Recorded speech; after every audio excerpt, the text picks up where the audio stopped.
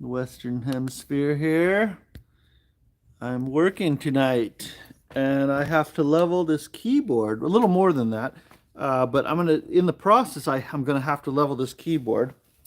And essentially, I'll show you what I'm doing here. You hear that noise? I'm gonna bring the camera really close. Listen to this noise, okay? Or you know what? I'm just gonna bring the tripod, but just get it really close to the keyboard here, okay? Okay, listen good to this.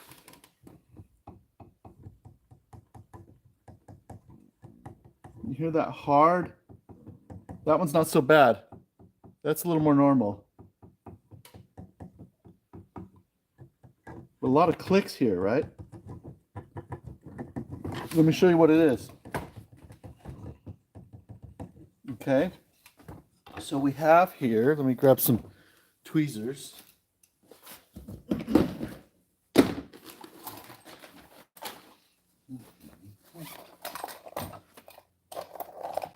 So if you happen to be joining me because you couldn't find anything good on TV at this point, welcome. But anyway, this is what we're dealing with. This is called a bearing or half round bearing. This was a feature of the Steinway and Sons New York accelerated action. Okay, the idea is that the key pivots on that half round and reduces.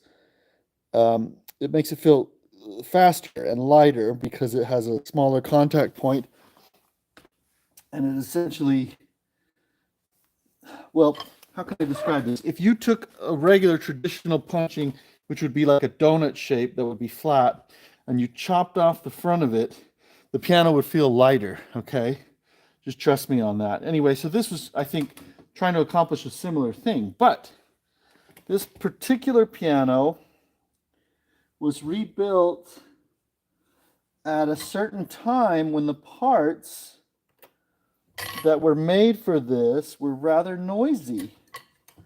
They went to a different material for some reason for a certain time. And so the parts would get really noisy, okay? And it was just a real brief blip in the time.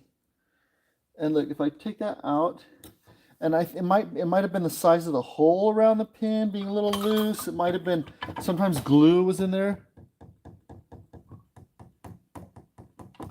But anyway, if I just, when I take them off and I put them back on again, kind of handle them, ruffle up the felt a little bit, it goes on maybe in a slightly different position than was the case before. It's might initially sound quieter, but I don't have any guarantee that that's going to continue sounding quieter. Okay, let's compare. I've got a set of new parts to replace for this under a warranty. Now, I didn't rebuild this piano. This was rebuilt elsewhere. But it wasn't so much a fault of the rebuilder as much as the parts that they had on hand at the time, which were more noisy. Here's the new replacement part that I have. This is typically what you'll see. So the red felt on those others is a dead giveaway sometimes if you hear that noise. So you'd hear lots of noise when you're playing the piano, lots of click, click, click, wondering where it's come from. But let's find one that clicks really bad. Really bad. Let's see. Okay, that one's bad. That one clicks really bad. Okay, we're going to replace it with this new part. All right. This is just to show you, this is just to demonstrate what we're doing here. And then we're going to get into leveling keys. I noticed right away, this part fits tightly around the pin. So the main issue was probably the size of the hole that was drilled in these.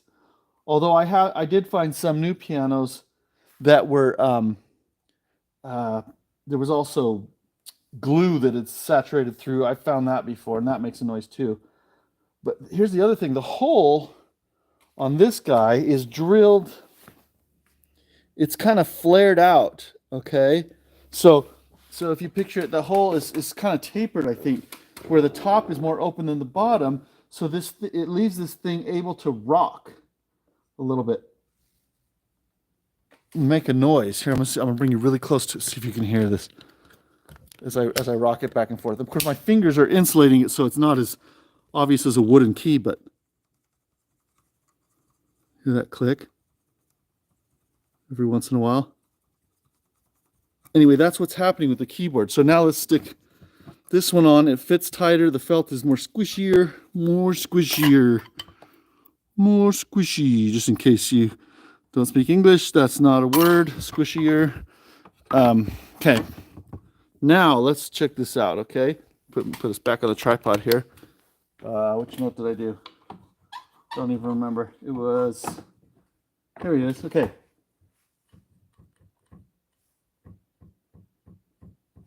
That's a normal amount of noise that we can expect. Abnormal, loud. And this was one of the quietest ones. Click. Here's our fix. Ah. Loud. Loud. Ah, quiet and soft.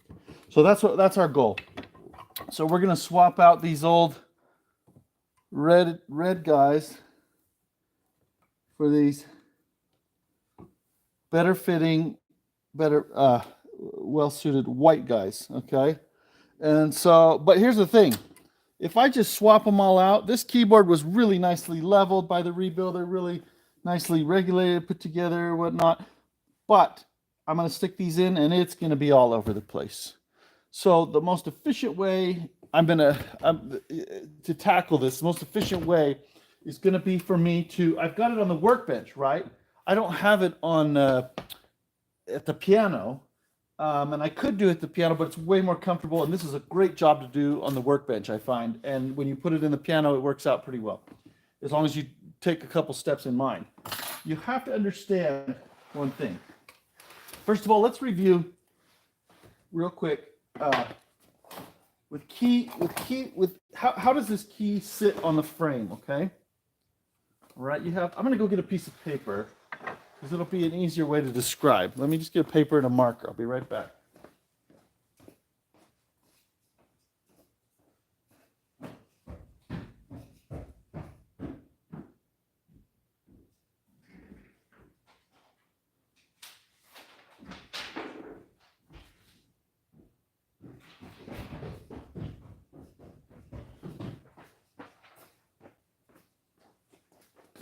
All right, we're gonna do some drawings. Okay. All right. So this keyframe, we're gonna look at a side view as if we were looking from one side, except we're gonna look from the treble side. Okay. We have a front rail. Okay, and it's got like a little punchings here, and it's got a pin that sticks up. Okay. Then we've got a balance rail, and I'm going to exaggerate this a little bit. We've got a balance rail that's going to be something like this. Okay. And this is a side view. Okay. These are coupled together with slats. This is very exaggerated, but to illustrate a point. There's a punching with a pin for the middle. And then you have a back rail, okay? And the back rail, it has some felt glued onto it, right, like so. And usually only this surface is glued so that it's quiet on the back side here when the key comes down. Now, when the key, and this is coupled together with a framework of wood. Okay, glued, screwed, whatever.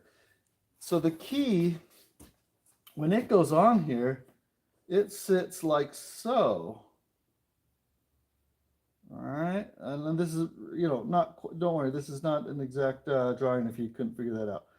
Okay, et cetera, et cetera, et cetera. And then you have like a back check and all that stuff. Okay, and of course all the action on top. But just look at the key here. Usually that pin will come up out of the top, and this pin will be long enough to insert into the key, right? In the bottom, there's a hole, and we have a little key lip here, key top. All right, this is great. Okay, key top stops somewhere here, and then it's just wood. All right, but basically, my point is, let's pretend that this is angled with the key too. We'll do this felt angled. That might be a little better representation. So this creates a gap right here, okay?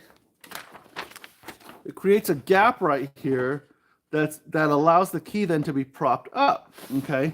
So the weight of the action on top is always on the back of the key. So this contact here is always going to be touching the back, and it's always going to be touching the balance rail. The balance rail is the fulcrum where it tips. Okay, so if you didn't know, keys aren't necessarily, you know, they're kind of tippy like this, okay? So what's going to happen is the key's going to go down and has room to go down. So how do we raise the tip of this key? You know, how do we raise the key or lower it? Well, if we add punch, a lot of people's first response when they're looking at piano is, I'm going to add punchings here. Well, you can see that's not going to do a darn thing in terms of the height of the resting height of that key. If we add here, however, that then props that key up, right, to, if we add a punching here, that then props the key up. The back is in the same spot, but now the front, this is super exaggerated, okay? But now the front is higher because we propped it up. All right.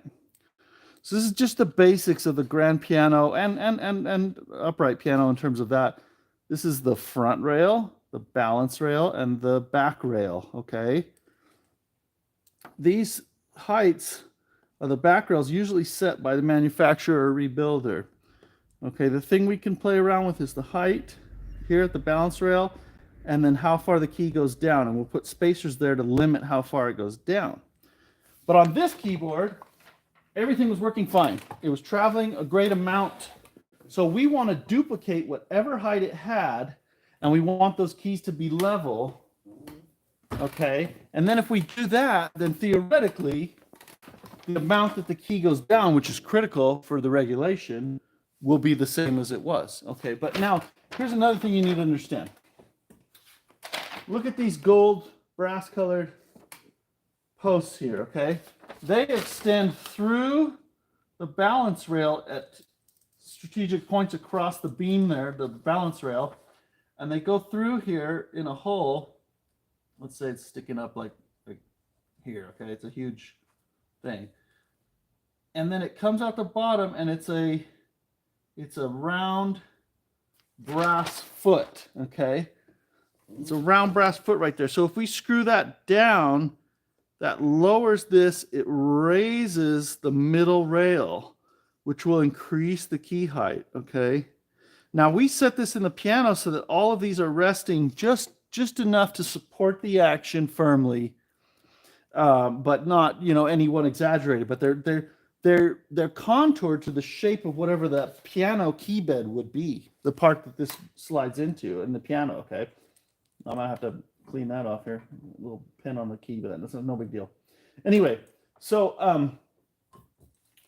where am I going with this? Okay, so what we're gonna do is, what I'm trying to say is, when I set it on the workbench, this workbench may be contoured differently than the key bed of the piano. Okay, so it's very important that you understand that what we're seeing here in actual numbers is going to be different in the piano. Okay, so, but I don't really care.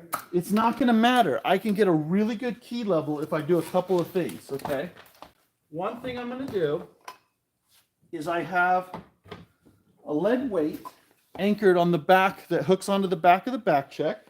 Okay, and that's going to simulate the weight of the action parts which rest on top of this key. It's going to make sure that the back of the key is resting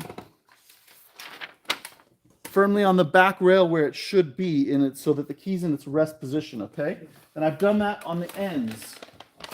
I've done that on both ends, number 1 and number 88. Now, there's a great thing that happens with pianos as they wear in place, as people play them. They play their scales, practice hours and hours a day. They typically don't play this note a lot, and they typically don't play this note a lot. So usually the ends of the keyboard have not moved a lot. They're usually pretty stable in terms of their height and their level relative to each other. Okay, so knowing that, I can take a teeny little shortcut, which is a smart cut in this case. Okay, it's a smart cut, not a shortcut. And I'm just going to take, with the weight on the back of those keys, okay, I'm going to take a measurement before I change out these old parts of the height, okay? And we'll do it in millimeters probably. But that doesn't matter. That doesn't matter one bit. Okay, so we're going to take a little measurement here on the front to the bottom line of the key top, not the top, because that might be altered in some way from where, okay? And I'm not going to push this down. I'm not going to clamp it. I'm just going to leave it as is. And here I have 62¼ millimeter, okay? Now I'm going to write that down so we can remember that. 62.25 millimeters, okay? And that's, we'll just say that's the base. Or we could say, if we want to be even better, we'd say that's note number 1. Now I'm going to go take that measurement on the treble side. Okay, so here's the same measurement on the treble side. I get 62 and almost 63. 62, we'll call it 62⅕. Okay, 62⅕. Now, I don't care that these aren't the same. I'm just going to duplicate what's there, because I might stick this in the piano and it could be 65 millimeters. It could be that they're both the same. They both could be 62.5. It's just that on this workbench, it might be sitting differently. But if I set it, my ends where they currently are, and then I level all my keys from there, I'm going to have a great level keyboard. It's going to look really great, and it'll provide a wonderful foundation for what's really important, which is how far the key travels down and that that's consistent. That's the real big deal. I mean, yes, it's nice to play on a level keyboard to a certain degree, but I'm going to level it far, to a much smaller tolerance than would probably matter to a pianist a whole lot. But the reason we do that is so that the key dip or key travel is consistent, and we can set that consistently. Okay. So without further ado, we're going to change out. We've got our numbers, we've got our old measurement. So now we can start changing things with new parts and not be thrown off. Okay, I'm going to take some of my new bearings, or half rounds. I'm going to get you in there. You can see what we're doing here. Zoom in a bit, a little nifty bit. Okay, I'm going to take out the red, and that's going to go in the garbage. And we're going to put a white down. And let's just see what we have key height wise. I expect it to be different. Now I'm going to settle that a little bit. I'm going to push that a little bit with my fingers. Okay. And I've got a thing behind here that's rubbing. We don't want that. Okay. Now, what is our measurement? It is 62. It's pretty much 62, maybe 62⅕. So I think we're close enough to where we were. Okay, that's great. That's great news. I didn't expect that. That's a bonus. Let's just check, see if similar thing happens on the end, and if like our lives are made really easy and this job will go fast. Job goes faster, the customer pays less, everyone's happy. Okay. All right. Pull out the old, in with the new. Now let's check this one. It should be 62.75 or so, and almost 63. I'm going to push down on that a little bit. Okay, we're going to measure it. And now we have just almost 63. Hey, look at that. Those half rounds were exactly the height. Even though these have been worn in, they have not changed much. I did not expect that. This may be an easy job, but whether it is or not, we're set up to do it right. Okay, so we've got the ends propped up. Now we're going to go into operation, whatchamacallit, remove all the old and put in all the new ones, okay? We're just going to do that right off. And I'm going to do it in an easy way here. Just take all the keys off. And you just lift them. You don't want to lift too high in the front or the back. You want them to kind of lift off straight, okay? Boy, did I take that off? I don't remember taking that back off, but I must have. All right, I got half the keys off. That's good enough. And I'm just going to start pulling these guys off. I don't want to remove the paper or cardboard punchings, right? Because as we've seen tonight, just replacing the new part put us amazingly close to the height that we had before. So we're going to save ourselves some work by trying to not disturb those. And we'll just go pull these off. That one doesn't have any punching under it, which that happens sometimes. The newer, nicer, less aged keyboard, you don't need as many punchings and it's going to be more consistent. Okay. Pull off these guys.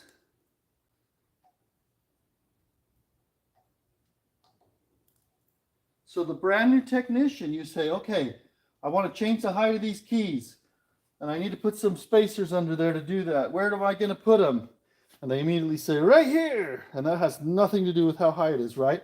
The front of the key, the bottom of it, doesn't even touch here when it's at rest. It only touches here and here, okay?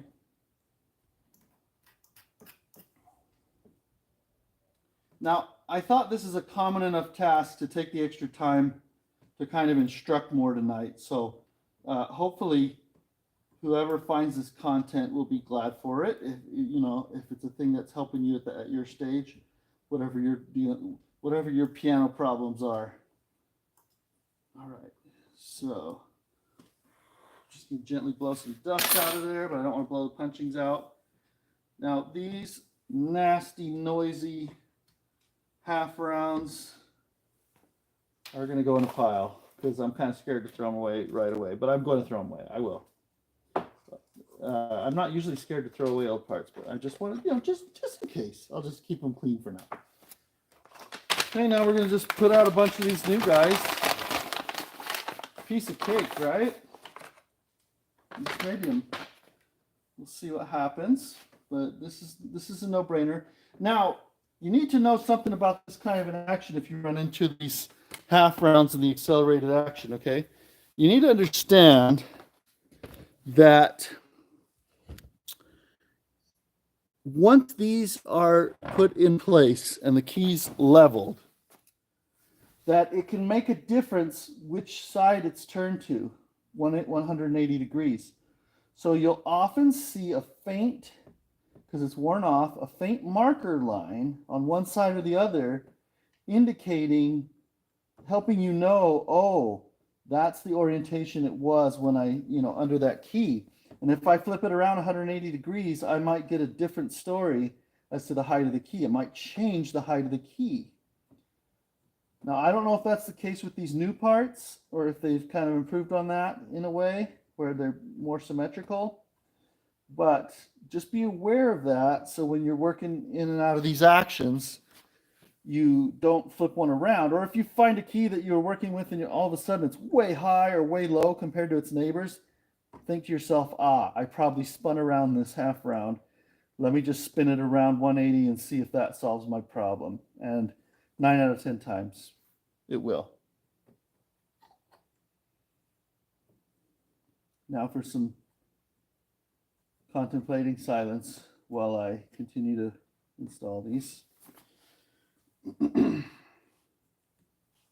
They have this gray felt piece there to keep these things from spinning. You see that, how it would do that? Well, it's in the piano. That's what that's for. They used to do a gray strip of felt on the front and the back, and that makes it really hard to access when you want to get to here to lift this up and put a punching in. You have to, if you want to do it without taking the keys off, which is possible, it made it more difficult because the punchings in these were hiding behind the gray felt strips on both sides. This method of putting them in the middle is a little better.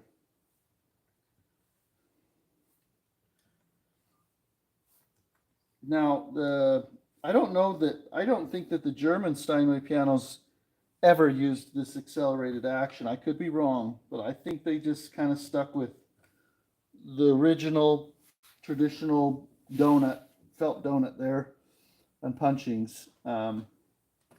And now New York has gone back to that. So it's a little easier to work with the traditional style. Okay, we're going to put these back on. Now if you have any debris on your back rail, now's a good time to get rid of that, like any chunks, because that will directly affect your key height, because if you have a big chunk of wood chip under there or something, it'll raise the back of the key, lower the front of the key, and give you a false reading of what's going on.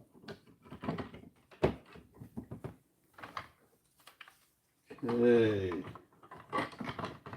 We are having fun tonight. Leveling keys.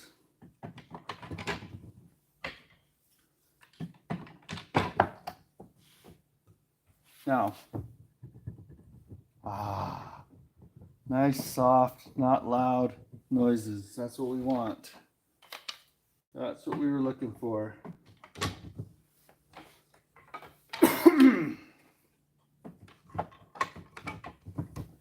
Now, before I got to do the other half, right?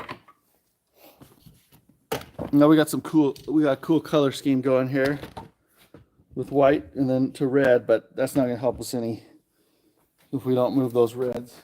So we're going to go ahead and keep taking keys off, like so.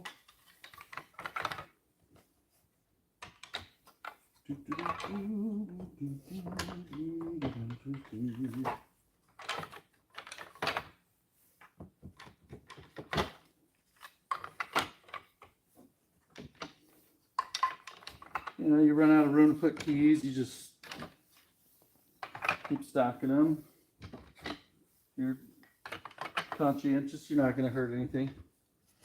Okay, again, I'm going to remove any debris off the back there. And we're going to take off our red guys and put on the white ones. But, don't go anywhere, because I think we will find that there's a lot of work to do after this. Lots of leveling. And I got some tricks. I got some good tricks.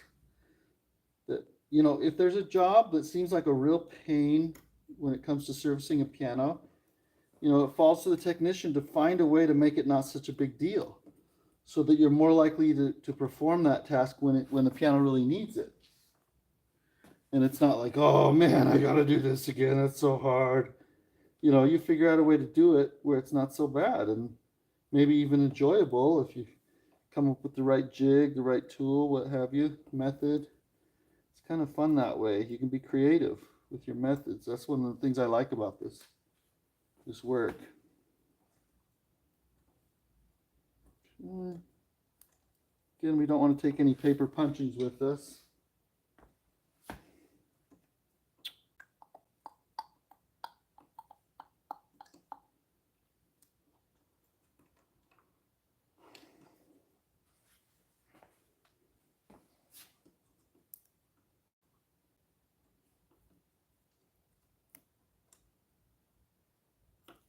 There we go.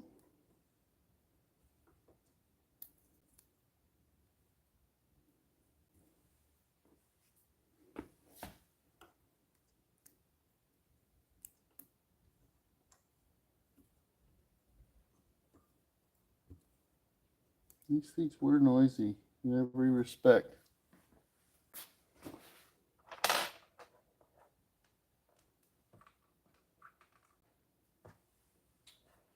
Okay, put the new ones on.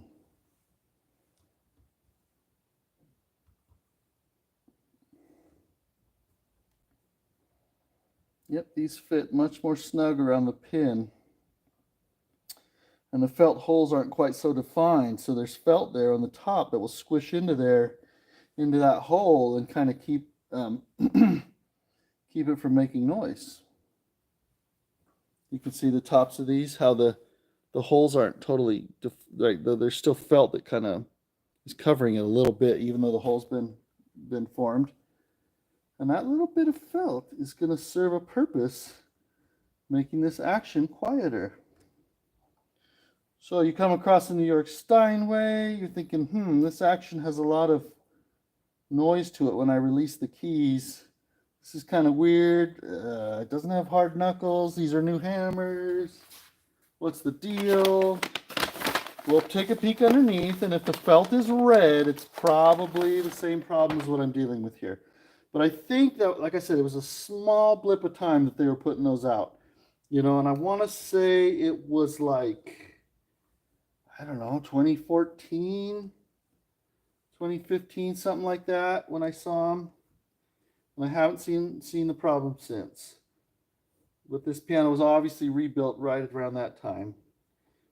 So that's the parts that were available, and unfortunately created a little bit of an issue down the road. So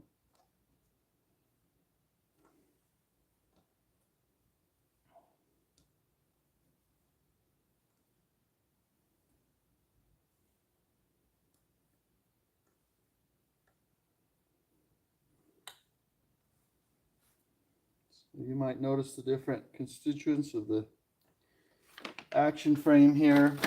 This is just to hold up the upstop rail, right? These posts. We've got our studs that go through and go to the bottom to lift up that balance rail. You can see if they lift up too high, what's it going to do? Lift up the whole thing, right? You don't want that.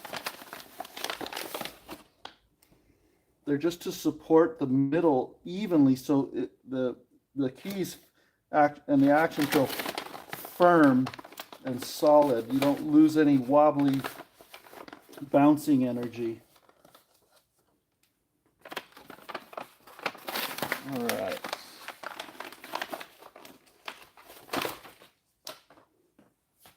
I've been waiting for these parts for an incredible amount of time. I don't think they make very many of them anymore.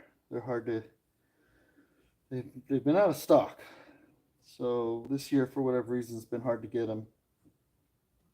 I have another upright Steinway that had all these felts chewed off by mice. You know, same thing, the half rounds. I thought, well, let's just order new half rounds. I still have not received the parts.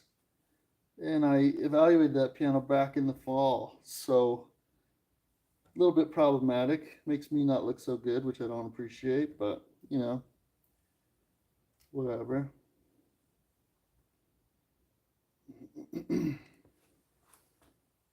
Okay.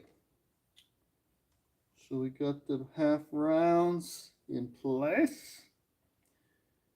And we will now put the keys back on. Okay. Get those. Look, we even have extras.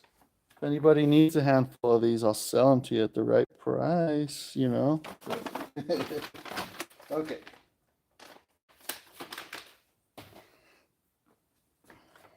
All right. So we're going to put these back down.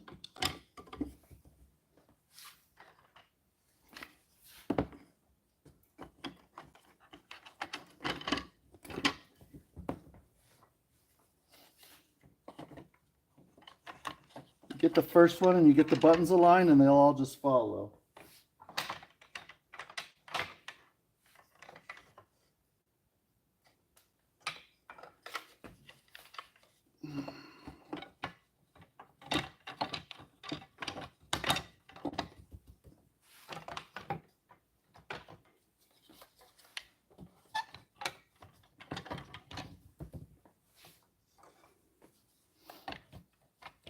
Okay, now we're getting to the method. Good method to work on these accelerated actions if you're leveling the keys. Some actions you can just keep it all together, keep the parts on the top, the stack we call it, and you can just lift this thing up and pull punchings out and insert them if you slit them with scissors. You may have seen other videos that I've done where you see me doing that on like a Yamaha, but these are it's a little more difficult. So what we're going to do on this one is, wouldn't it be nice, see how this piece of lead here holds the key up and simulates the weight of that part? Wouldn't it be nice if there were a way to hold all the keys up like that? Oh, but there is, right? There is. And they come in sets that you can buy from the supply houses. If you, any part or tool in this process, if you're like, I don't know how to get that, if you need help getting it, I'll sell it to you. I'll help you acquire it if it's acquirable, and sell it to you. So, of course, make a little cut on the side, right? But don't worry, I'm not going to get rich off of that, if that concerns you. So I'm going to pinch these all onto the back checks here. And voila, our keys are starting to be lifted to their resting position.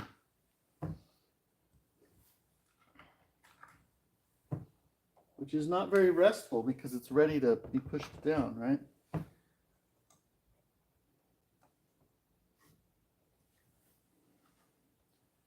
This will be very interesting. I don't think I've ever done a whole swap out. Well, actually I have, but it's been long enough. I don't remember how much leveling work I had to do after it was done. It's probably been 10 years.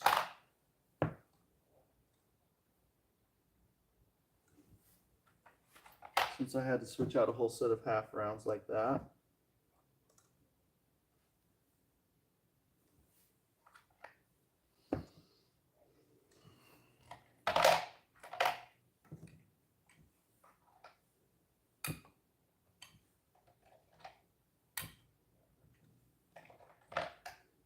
So to do a whole set of keys, you need 2 boxes like this. I'm not sure if they sell them in boxes like this anymore or what, but you need 2 of them, at least when I got them, to have enough to do the whole keyboard. And then you have more than enough, go figure. But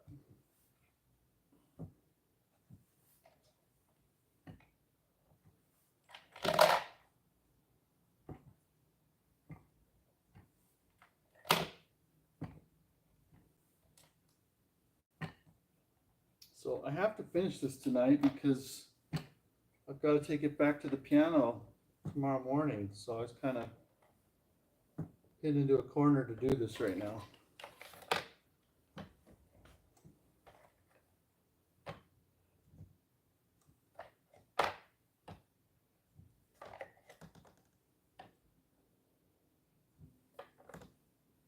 This is where I would cue some really exciting music for you to listen to while I'm doing this, but I'm a little low tech here tonight, so you'll just have to use your imagination. Play your own music in the background.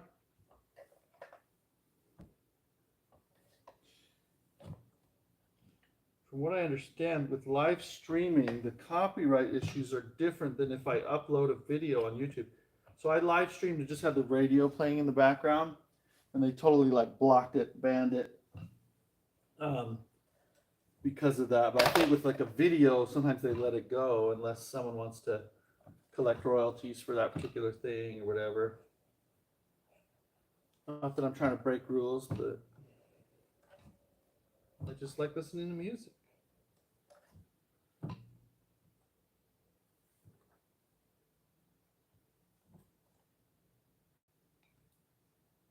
You don't want these to touch and affect, what the key height looks like. But you can already see we got some, strangeness going on. Some ups and downs there. And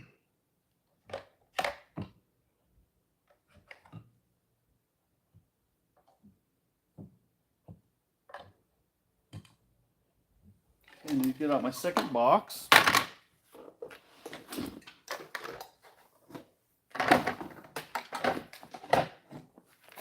Weights.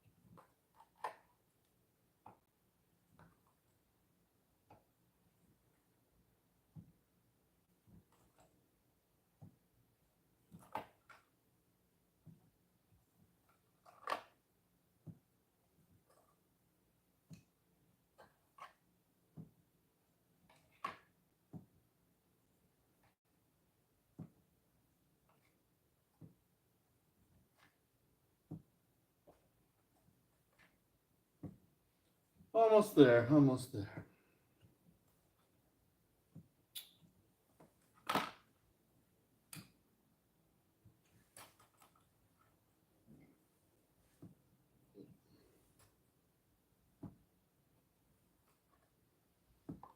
Okay. So we've got one of those on. Now look at what we have. Let's see what we have here. We've got some that just stick up like a sore thumb, right? I want to see if by turning around the half rounds, if it's different. So look at this D. This D's a lot higher than its neighbors. Let's see if we just flip this half round around, whether that makes a difference for us, okay? Oh, look at that. Now it's just right. Okay, so that's probably, hopefully, what we're going to be able to do with all these high ones, because otherwise we would have to take wood off the bottom of the key. That would be our only option. If, well, I mean, we could take punchings out, but a lot of these don't have a lot of punchings. Then we would have to take wood off of the bottom of the key right there where it rests to lower it. It's not an ideal setup. Yeah, this is no, this is working out. It's working out. So we're going to flip these around on all the high ones. Make them lower. Good. So far, so good as far as how it's working out.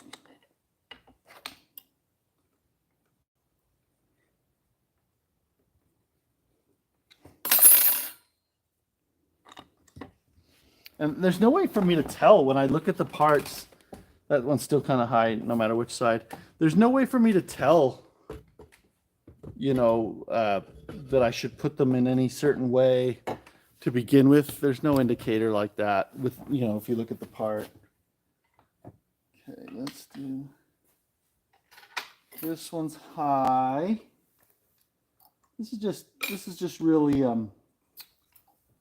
you're just getting roughed in, everything, just getting the weirdness out of these. Before I even start, make sure everything's kind of in the realm of close. Okay. Here's kind of a high C sharp. Kind of settled down when I pushed it down. Here's a high B flat. Let's see. I think I'll turn that one around, see if it goes lower for us. So we know that's an option, and it's working on a lot of them. If they're too high, if they're way too high, to turn them around. That one, it didn't. It was better the other way. So, and there's no punchings underneath this one. So we will be removing some, in all likelihood, we will be removing some wood off of that key, unfortunately. It's not that unfortunate. It's just mildly unfortunate. Okay. We'll try this one. See if we turn this guy, whether that gives us a more favorable height.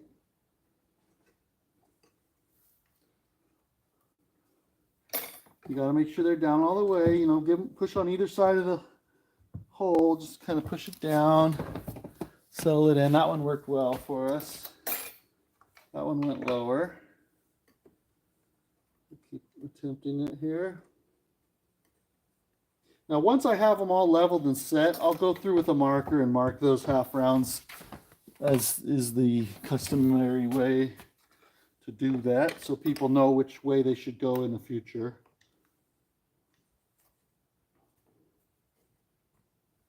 All right.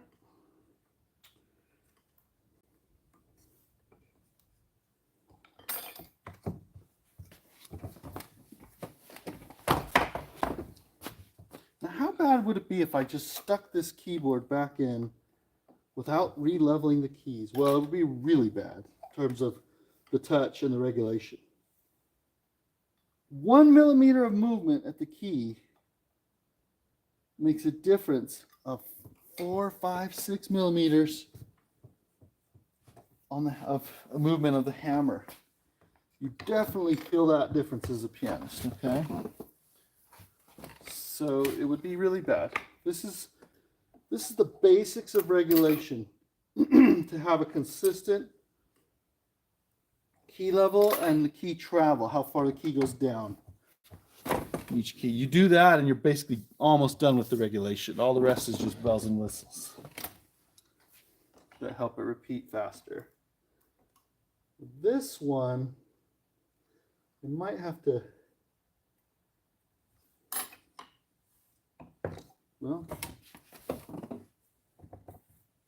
might have to cut a corner. Quite literally, because look. See, I'm not joking. I might have to cut a corner because this corner maybe interferes with this shoe right here, okay? So I'm just going to sand that down a little bit. We'll pull that guy off and just sand it really quick and dirty like. Okay, here we go.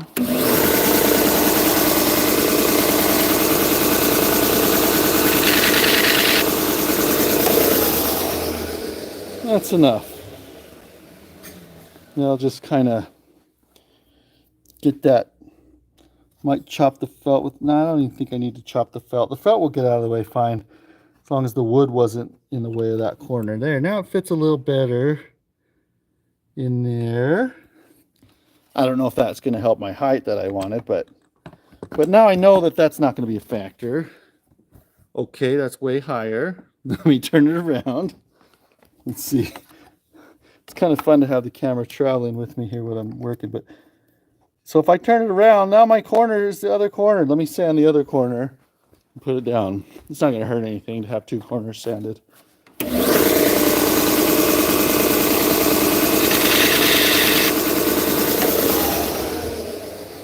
Okay, here we go. Making you dizzy and seasick and all that stuff. All right, let's see if this is a better height for that key. It's all right. It's a little better, but we still need to take it. We'll still need to take it down. Okay, so this is what we have. Now, this is key. Get it? We need to set up now to actually level the keys. That was just playing around right now, getting them close. What I need, okay, I've got two blocks that a Genius technician made. And these are going to prop up my end keys. I need to save those sandwiches right there and put them back. But, whoa, okay. We're going to prop up the end key just to let it be supported where it already is. Okay, so I'm just going to turn this screw down. And that's a little too high still. I'm going to need a screwdriver at this point. Let me grab one here in front of you.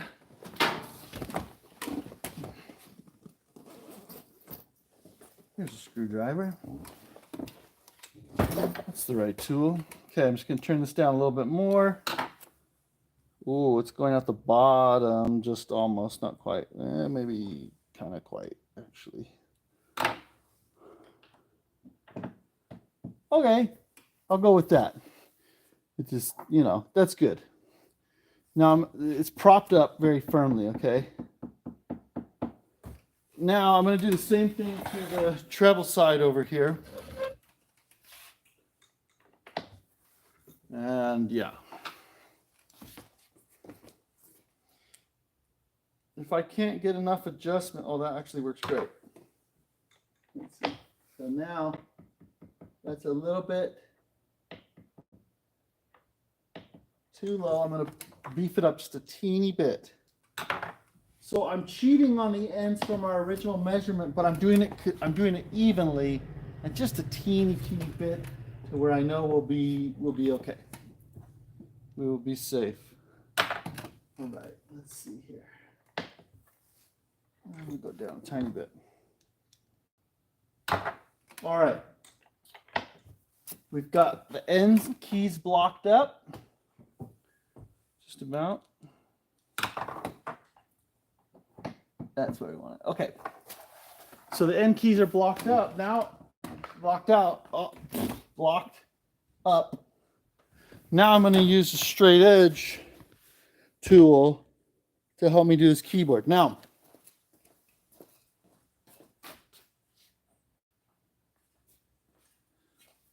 I don't know, honestly, truthfully, I don't know what I would do without this tool. Made by Wessel, Nickel, and Gross. One side is a frowning face, which usually the Steinway accelerated actions are. The New York Steinways, and probably Humber too, now that I think about it. Maybe not. And then the other one's straight. I should know that, but I don't right off. Now I'm going to try the frowning face. And, I'm going to use the frowning face, okay? Spoiler alert. Now, first thing I'm going to do, we're just looking at the white keys now. We're not looking at the black ones. I'm going to just pick it up and tap it and see if there's any keys that are high. In other words, if I see a key go doink, doink, doink, doink, or even a teeny tiny bit, I need to address that first. But guess what? With our painstaking efforts of turning those half rounds around 180 degrees where we could, everything is fine as far as it's not too high. But now, so now we address, I'm gonna put you down level with the keys. You're gonna appreciate, you're gonna thank me for this. You are, okay. I'm gonna get you down eye level. You're gonna see what I see. Okay, so here we go. So you see what I'm talking about? We can easily see a gap here and so on and so forth, okay? So we want to level these all. This one's not moving. That's good. But it's also not going down when I tap that end. So I hold one end down on my support. Let's say I'm going to hold this end stationary down on to the support. I'm going to raise this like I'm in a movie. Action. And just kind of, don't do it hard though. You'll scratch your key tops. And then I'm going to do it to the other side and see if any keys move. And they're not moving, so I can't illustrate that. But it does. It just goes bing, bing, bing, bing, right? You get the idea. Now what we need after a drink of Dr. Pepper is punchings, okay? And this is a piece of cake. This is such an easy job. Really quite enjoyable when you have the right tools and system. It's an easy job. So now I'm going to get a different chair. This is my key leveling chair. It's really fun. Landon made it for me, if you've seen Landon in any of my videos. Currently has a bunch of junk on it. We will remedy that. This is a $1,000 tool in this box, believe it or not. I'm going to go blow the dust off this chair.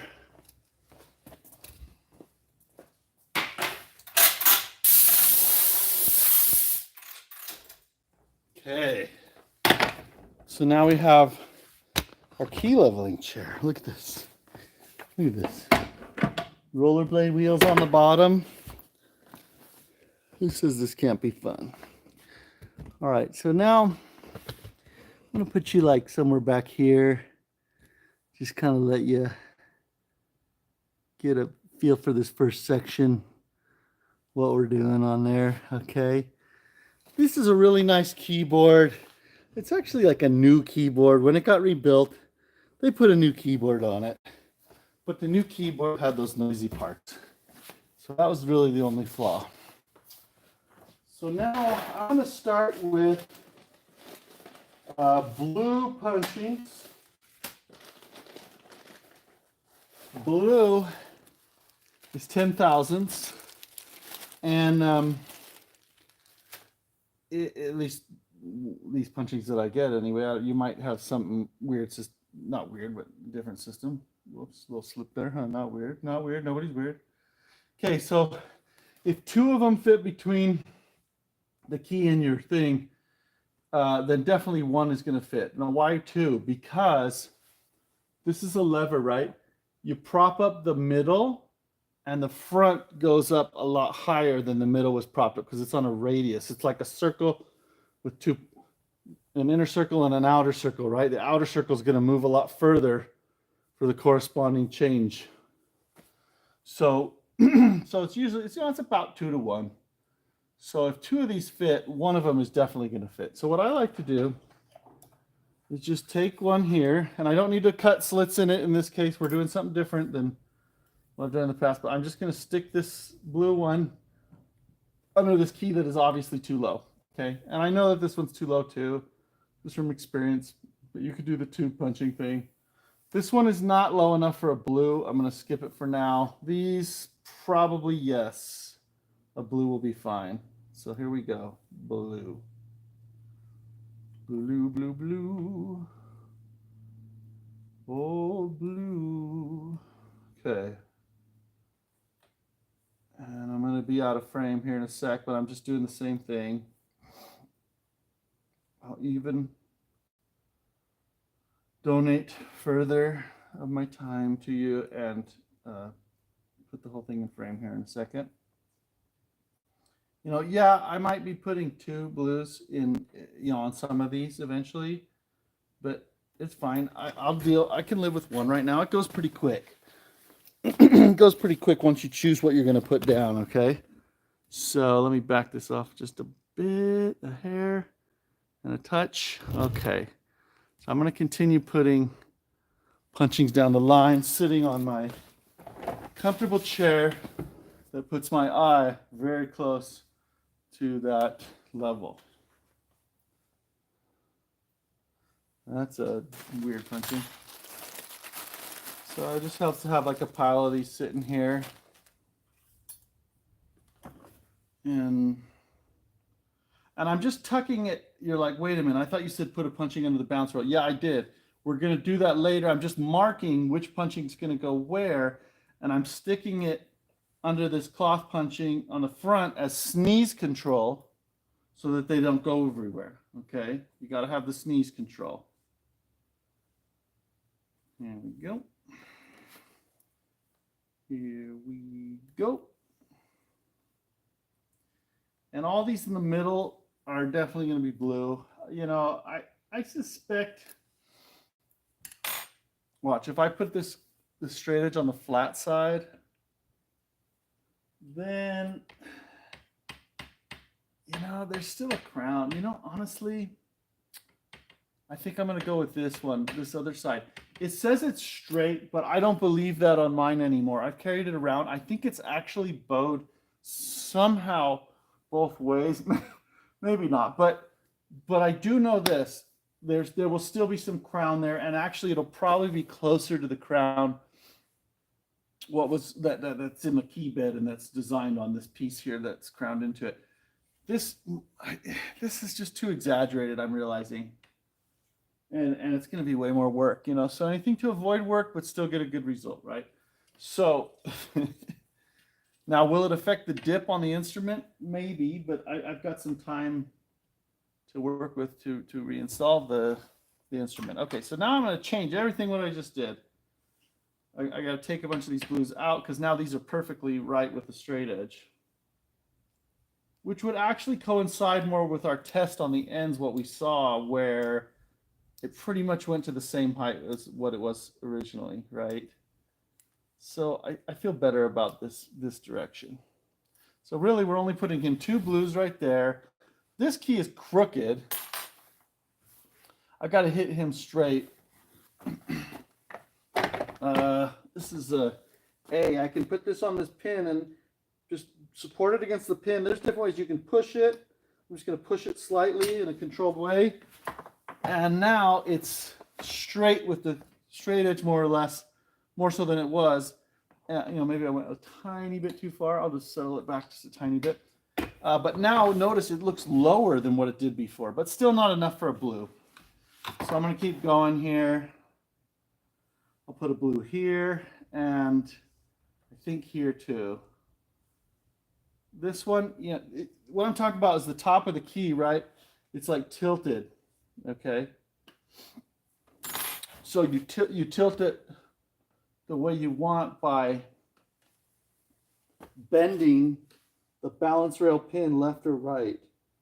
Just leaning the key a little bit. Obviously, you don't do it to the point where the keys are rubbing against each other, but you do it as far as makes sense as you need. Okay, so that one, and I am going to cheat with 2 blues here because I'm pretty sure it's going to take 2 blues on that one.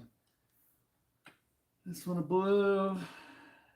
Oh, I feel much better about this direction. I think we'll be much closer in our regulation after leveling the keys in this way as opposed to using the extreme crown that was on the other side of my straight edge. But it's still a good tool. I stick to that. Okay. Now,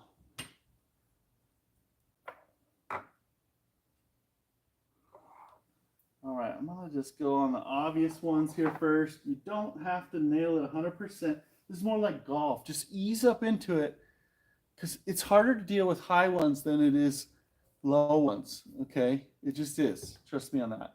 So it's better to just kind of ease into what you want. So we've got our blues laid out. I could do this one, two ways. I could just put in all those blues, which actually I'm going to do because that'll be kind of a confirmation of, okay, my eyes are looking right. I'm thinking like this gap is a blue. Okay, yeah, I'm right. Or I'm not, it's not going way higher than I thought it was going to. So it's just a check on your eyes. Now, when we put them in, it's a piece of cake. If there's only a few of them, gosh, there's only 2 in this section. You can carefully take those off. And take the blue here and put it underneath the half round, and put the half round back the same way it was, not spun 180 degrees. Otherwise you'll have problems. We all have enough problems as it is. Okay. There we go. Down, push. Down and a push. All right, I'm just going to keep going, and I'm going to put in the other blues here. So I've got like a few in this section. Just keep my keys in order. It's really not that bad. Sometimes these lead things fall off. Don't cry. Just put them back on. It's okay to cry, but not in this case. All right.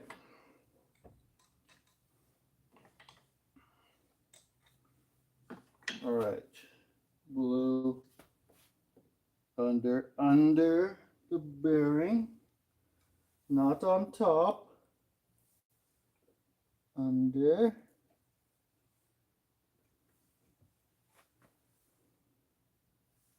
This one has 2 blues. We'll see if I was dumb to do that, if it's way high now, but I think it'll be all right. Now, this is not exact mathematics when you're working with punchings and key height. Example, a key's too high. There's punchings under it. You say, I think it's high by 10 thousandths of an inch, 20 thousandths of an inch. Okay, I'm going to take the 10 thousandths punching. That should change the front by 20 thousandths. I should be right. But you do it and you'll find I'm not right because there's another factor, which is the squish of the felt and the orientation of it. It gets in slightly different positions. It's, for whatever reason, 1 plus 1 does not equal 2 when you're trying to take punchings out. You usually have to take a lot more punchings out to make a smaller difference than would be the case. Whereas when you're adding them, then things seem to add up a little more like you would expect. That's why I like to approach this by taking care of all the high ones first, just making sure they're at least lower than our line, what we want, and then just sneak up from there. Okay? Look, I'm giving you all the secrets. All the secrets. And I am, if you're seeing it or not, I am kind of just settling these a little bit, you know, when I put those in. And we'll keep going here. I got one more. So this is not the worst leveling job in the world. This is not so bad. It's not like starting from scratch, that's for sure. You should probably allow 4 hours for getting your key level and key travel in your regulation. Half a day. You should. I don't care if you can do it faster. You should probably allow for that amount of time. And look, if you do get it done faster, great. But that probably means something else on the piano needs attention that you know, needed that time anyway. Okay, let's try the straight edge. We're just going to see if there's any high ones. That's what I do first. I check, is there any high now? So I'm going to get rid of those first. This is not a high one. There was a piece of something there that was giving us false reading. So I just go chink, chink, chink, chink, chink. Nope, no high ones there, no high ones there. Oh, this one is a little high, but I don't even think that was one of our original whatevers. I'm going to push that down, and I think he'll be just fine. Yeah, okay, so no high ones, nothing's winking. And so now we'll carry on. I'm going to move to pink. Blue is 10 thousandths. Pink is 7 thousandths thick. This is of an inch, okay? I don't know how they do it in Europe. You know, obviously probably something about millimeter, fractional millimeters or something. I don't know, but it's probably a lot better than whatever we do here in the States. Which I do. Okay, so here's a pink. I'm going to put a pink in. I'm just going to go through and put pinks in. And if I see one that's like, oh, no, that's a blue. That's fine. Put a blue, you know. It's your keyboard leveling. You do whatever you want to do. I'm just here to give some helpful guidance.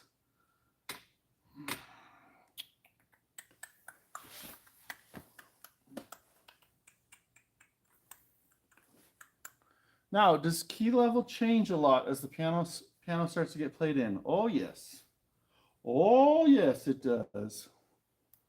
Is there a whole lot you can do about it? Not practically. Just, you know, push the keys down, settle them as well as you can. But I would not fuss over it too much, you know, and then you just touch up the leveling once in a while. And it doesn't take as long because it's usually just in the middle. It kind of dips, or in the treble there will be a dip. Kind of, you know, just do that every once in a while, and you'll be in good shape. Why did I put one there but not there? Those look the same to me. Well, I'm going to go with my first gut reaction and not overthink it. Okay. Pink, pink, pink, pink, pink, pink, pinks. You see, it's easy at this point. I mean, honestly, you could, I shouldn't say this. You could turn off the video. You know, it's not really that cool anyway. And you'd be fine. You get the idea. You just put in the corresponding punching. But who knows? Something, you know, you might be glad for something later on here. I don't know what, but something. There's an order kind of in general. When the keys are really bad, if they're really, we call them unsquare, if the tops are really leaning one way or another, you've got to solve that before you do your leveling. Because you bend those balance rail pins and all of a sudden the key's lower than you thought it was, or higher. So you have to have that really, really close before you can get a good level.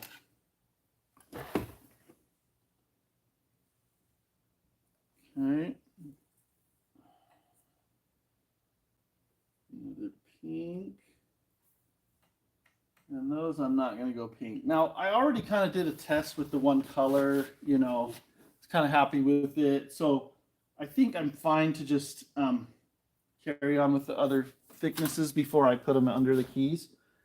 I do see a few that are out of square. I'll show you one up close, okay? All right. Let's get close to this keyboard here. Ooh, I better check my battery. My phone is about 90 degrees. Oh, it's good. It's good. It's good. All right, what's going on? Okay, here we are. Okay, this is our, no, where is he? Okay, this is our specimen. He is not square. This one is square with this edge, okay? Which isn't really square, is it? It's more like parallel.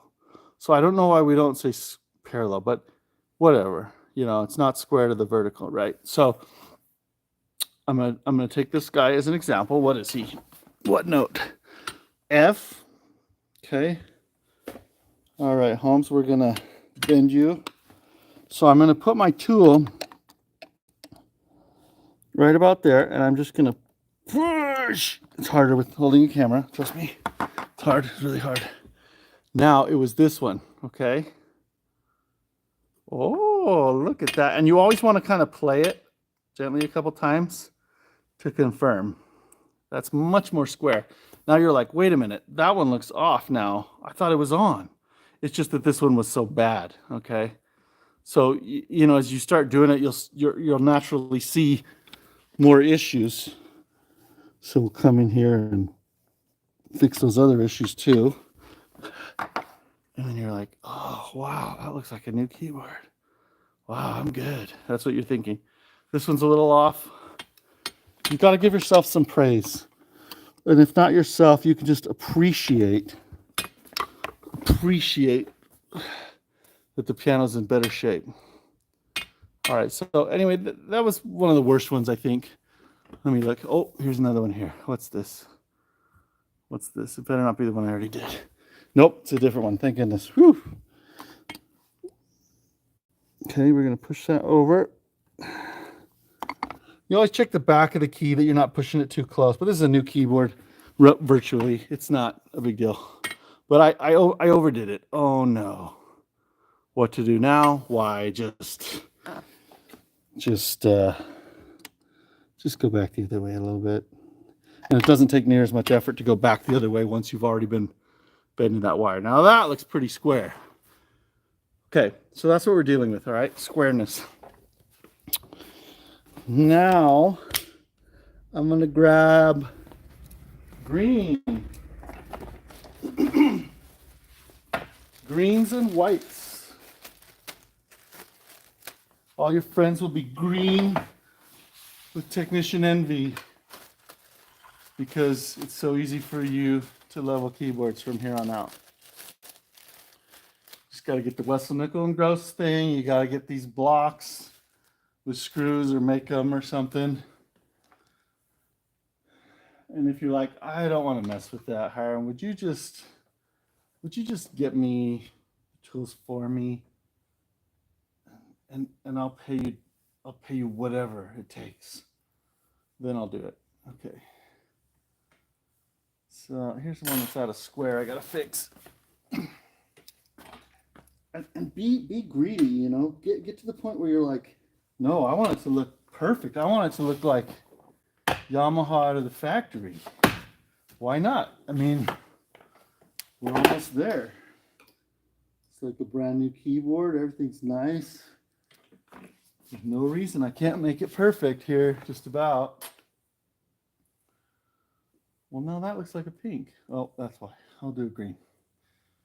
Sometimes when your balance rail holes are a little tight, obviously you need those not too tight, or you'll get stuck in a position and it's hard to have anything reliable or stable as far as key height's concerned. But these balance rail holes aren't too bad.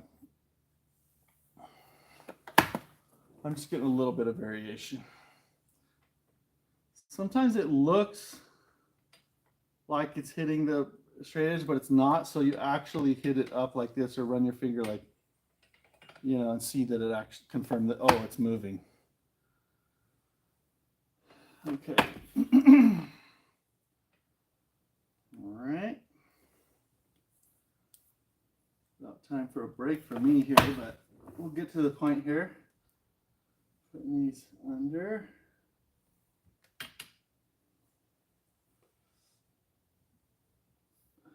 All right, one more green. Now I could do whites. I'm not going to do whites yet because honestly, white punching is the smallest worthwhile change. Now someone might argue with me. You can get tissue paper thickness punchings that are like 1,000, but honestly, the whites are 3,000. So that's about as close as you need to get. I'm going to take a quick break. I'm going to leave the stream on here. You can contemplate this keyboard. I'm going to be back in just a few minutes. We'll finish up.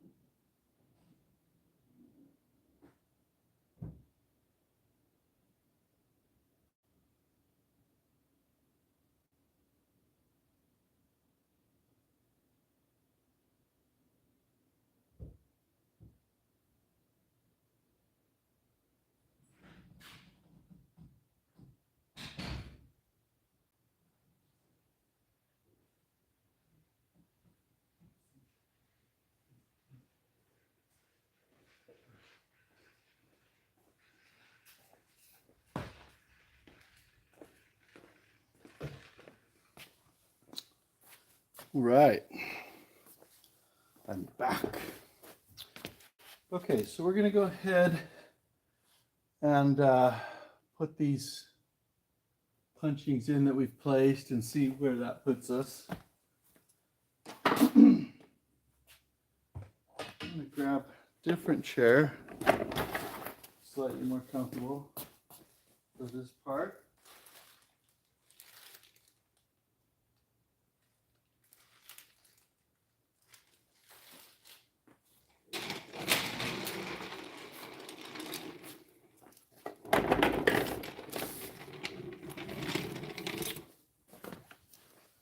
Okay. So, what I like to do for these, when there's a lot of them, I usually just take each one off and stack it, and I'll kind of do it by section. Just kind of stack it over here. Don't worry if the leads, key weights fall off. Don't fuss over them. It's not worth it at this point. You can put them back on after you get the key on. Okay. Notice my tool here is just a pair of tweezers. That's you need some kind of tweezers that work well.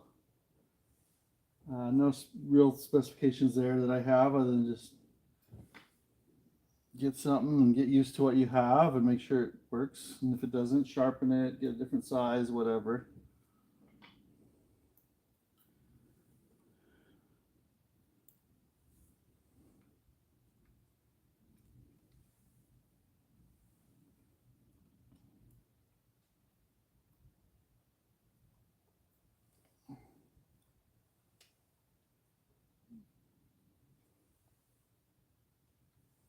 Right.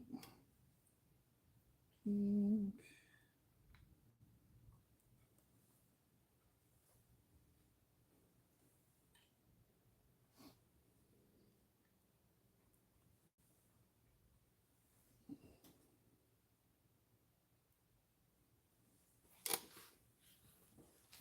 a pink. So this is really only our second pass, if you'll notice, of putting in punchings. And it's going to be really close after this pass. One or two more, and they won't be as extensive usually as this one. This is kind of the big adjustment here where you go to town and put punchings under almost all the keys as you see fit. Now, if you've already left, then I guess it's too late because you can't hear what I'm saying. But if you haven't left, but you're thinking about it, and you've never done this before, or you struggle with this, we haven't touched the black notes. We have to do those too. So I got some tricks for that too when we get to that part here in just a short while.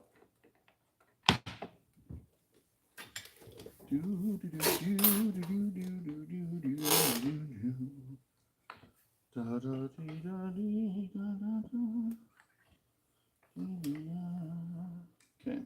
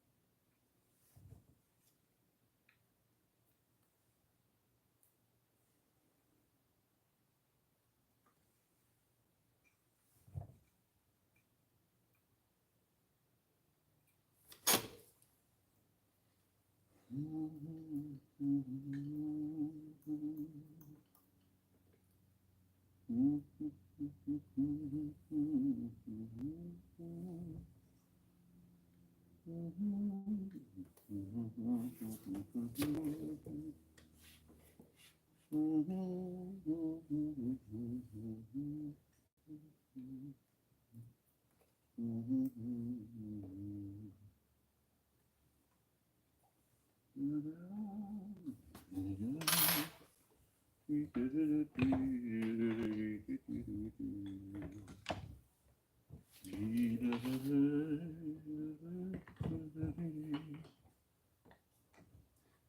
at this point, you want to kind of push down, but don't push down crazy hard. just somewhat, because I'll show you why in a bit. You want a little room to squish these like a little further as where needed. But that'll come into play here in just a sec. I got a couple more sections here, which I think I can do all in once because I got plenty of room to lay my keys.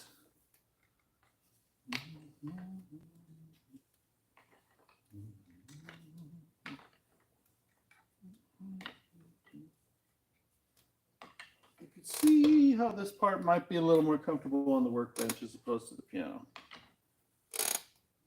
But, you know, you can do it at the piano fine too.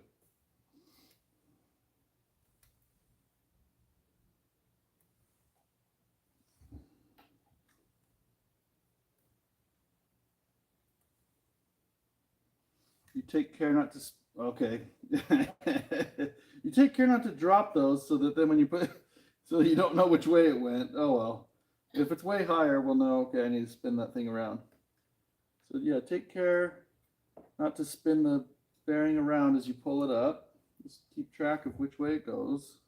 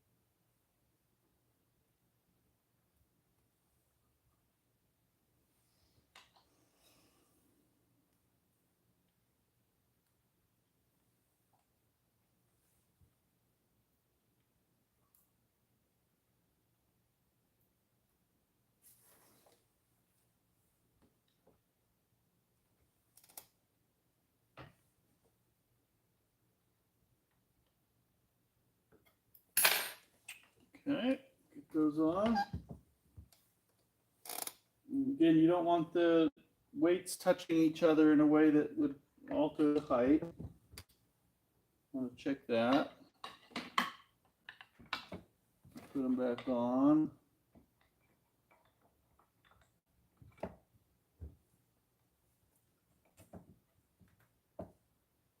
Well, that's interesting. What did I do here? Got all kinds of, I got off one key. That works better.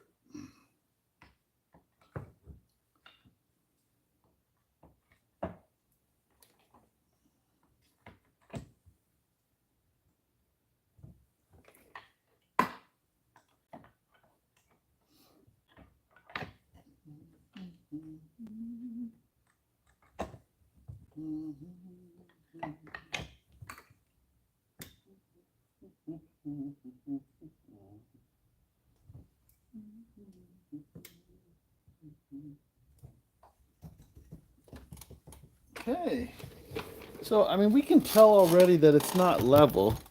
Like just if you look at it, maybe from your perspective, I don't know if you can tell, but it's not level yet, but it's a lot closer. Okay, so I might at this point, if I see some that are kind of just definitely higher, I might just shove down a little harder on those. And just do that now. I mean, might as well.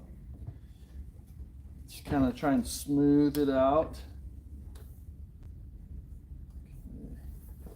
Here I have a different issue I'll show you. Here I have an issue of spacing, kind of. You see there's a big gap there and a narrow gap here and then more narrow gap. I'm gonna bend this C over a little bit maybe, and maybe this, I'm gonna play around a little bit with the spacing here to even that out a little more. And I'm gonna do that with a tool kind of like this. There's probably better tools too, but this one I just bent.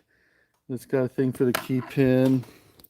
So I just get under here, just get underneath the punching, and I'm just gonna, go right, and it's gonna tweak that over a little bit. Okay. And you play it up and down to see if you actually did anything, which I actually didn't do a whole lot. I mean, this keyboard, I'm not going to fuss too much on the spacing. I'm mostly here to fix a warranty problem, right? And so I don't want to, someone else is paying for this, someone who rebuilt the piano. I don't want to go overboard on anything beyond what's reasonable or necessary. This is not going to affect the play so much, but I might as well just tweak a few here to make the keyboard look nice and evenly spaced. These are thicker pins, so you think you've bent it and then you haven't, okay?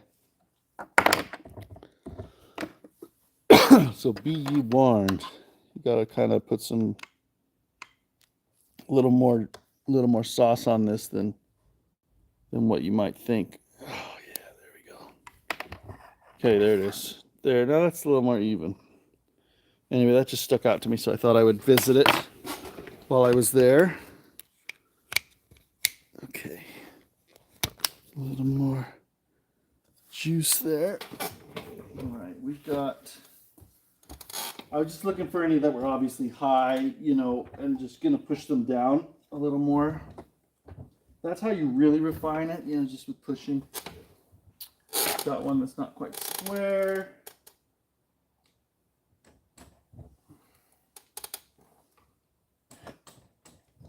A little much. Good. He's up there high. All right, we're going to take a look with the straight edge. Now, I may have some high ones. Okay, this is what I'm talking about. Okay, see this? Get you in here real close, okay? All right.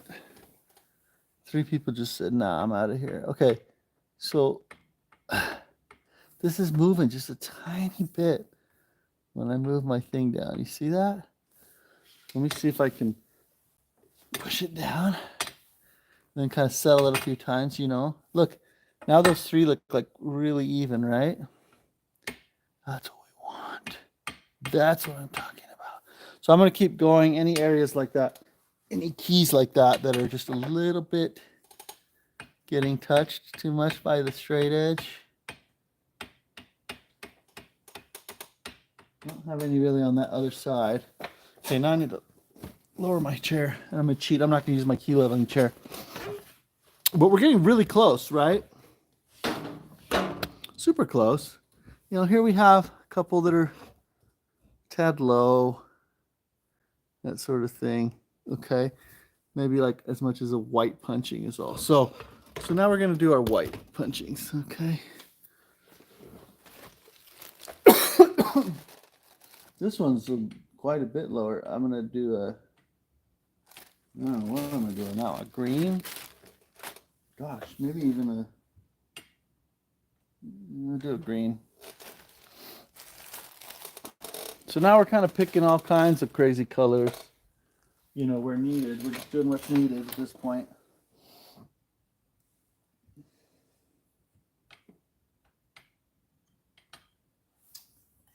Keys need to be squared before I can really tell. The closer you get to perfect, the more stuff starts to become obvious to you what needs to happen.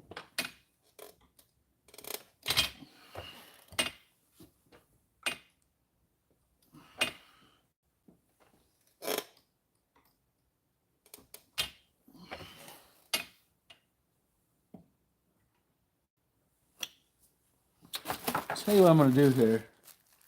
I think we're just going to go whites. Okay, I'm going to put, now these stick together. I find that oftentimes I'm accidentally putting in 2. So you got to watch that. We'll put this one in here and here. And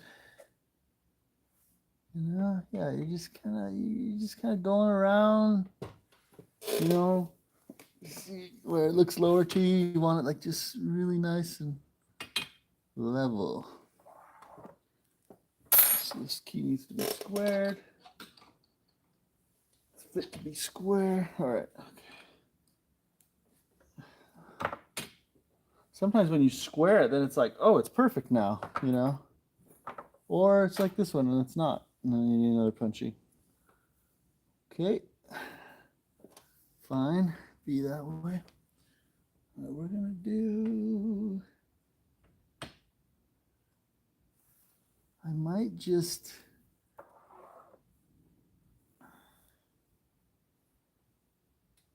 on here and here.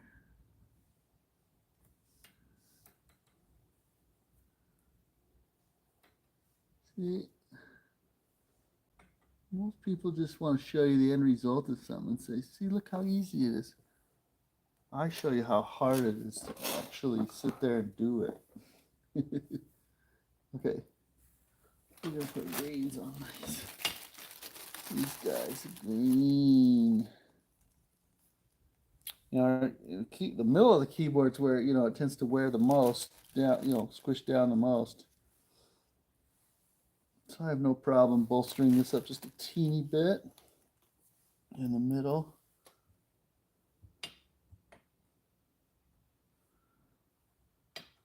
All right, that one's going to be a white right there, and another. Anyway, the more you do this, you start to realize, oh, I start to see it a little more, where you can improve each time.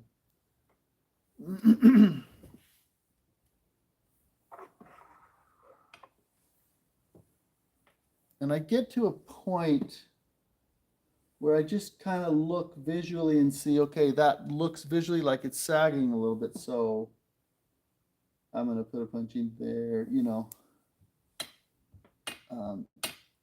so right after this, I'm not going to use the straight edge after this.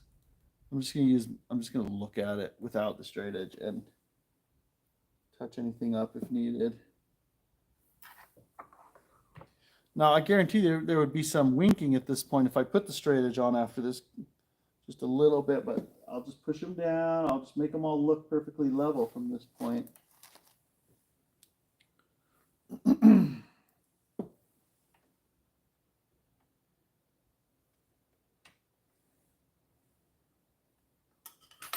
When you're this close, a lot of it's just squaring. That makes them look weird.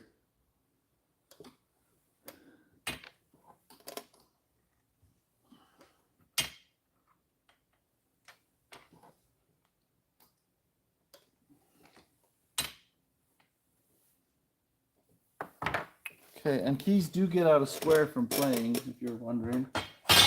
They do. That's mostly how they get that way. The finger puts quite a lot of force on it. All right, we're going to do a few in a row here. 1, 2, 3. Okay.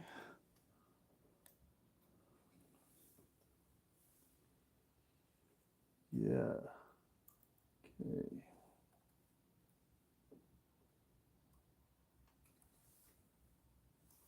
Two.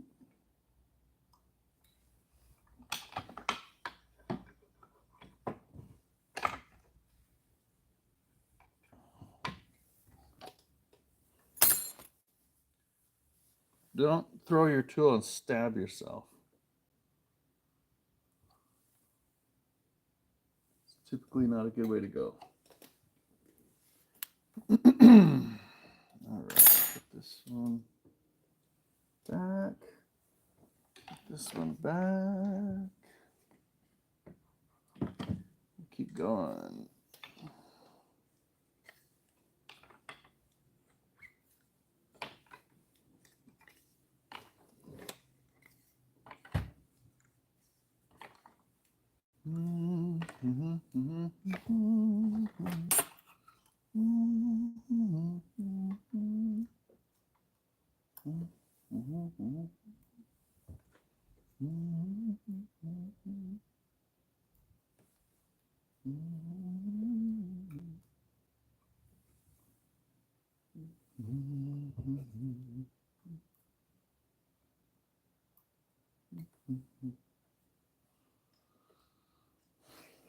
So this was a customer that I've had for a little while. They moved to the area. They found me as a tuner. They said this piano's been rebuilt fairly recently. We just need you to tune it. So, I went through it. I tuned it. I don't like to make changes too quickly or suggest too much at once. Sometimes it just turns people off that way. And they don't trust you because they don't know you as well. So I tuned it. I'll make observations on this piano. After a while, I was like, it needs to be voiced a little differently. It's not voiced strong enough in the melody area. So I did some voicing, and they're like, hey, you changed that, didn't you? I said, yeah. And I said, is it okay? And they're like, yeah.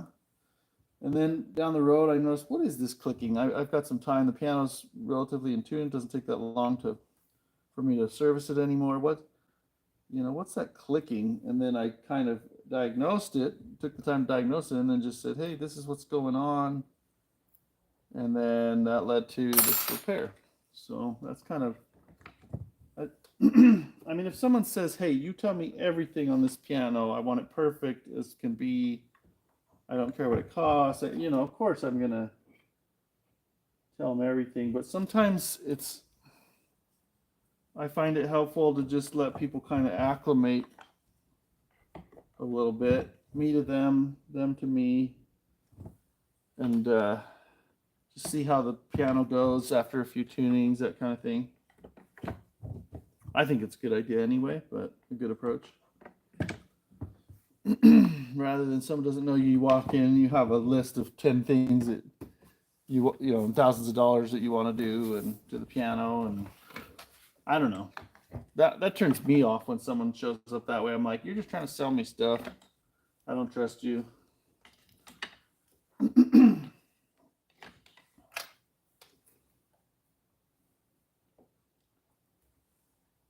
So this is getting pretty level on the top if you're noticing. I mean, we're pretty much there, just about on the white keys, right? Then we'll move on to the black notes. They don't take quite as long.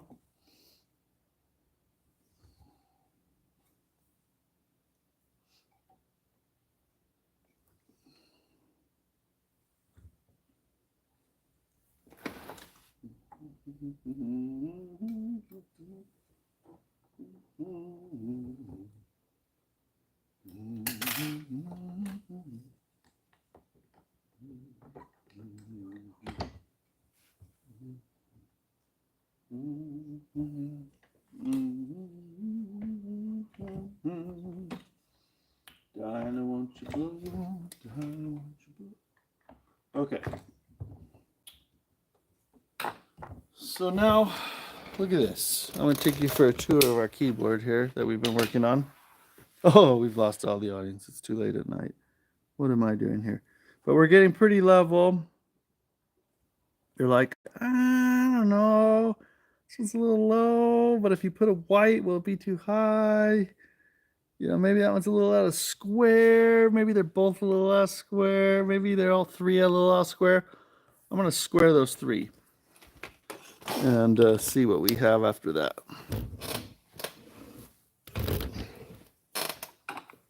Okay, we're going to measure 1,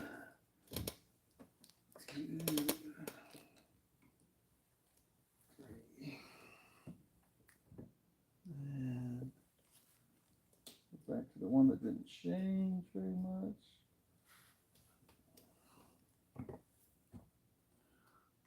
Sometimes it's kind of a good way to actually kind of overdo it a little bit and then come back. That actually can be a good approach to this squaring, because it does take quite a lot of force sometimes to bend these pins. So I'm going to show you here in a sec what we ended up with.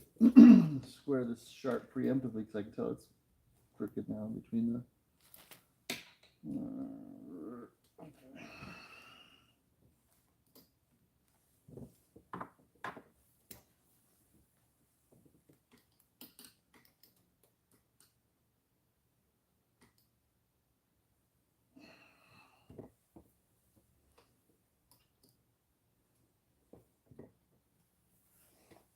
I'm just going through and squaring right now. I guess you can tell that, and I guess I just said that, but you know, just in case you're wondering, you just joined us. Because we're almost to we're just to the perfecting point here. Okay, little tour here. You be the judge. You know, those three, they're much more level now, okay? All right.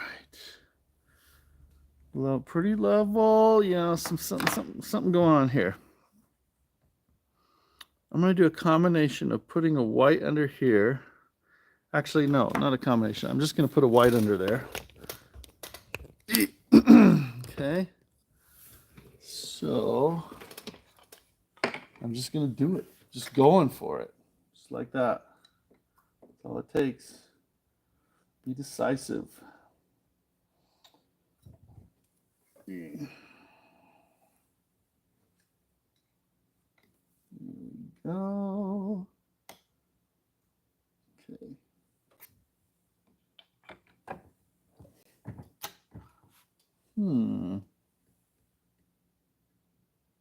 I put a white there, and it's lower. What happened? Need another one. I don't know what happened. I can't explain that one. Other than we compressed it a little more. This is really tight on the pin on this one, so it could be part of it.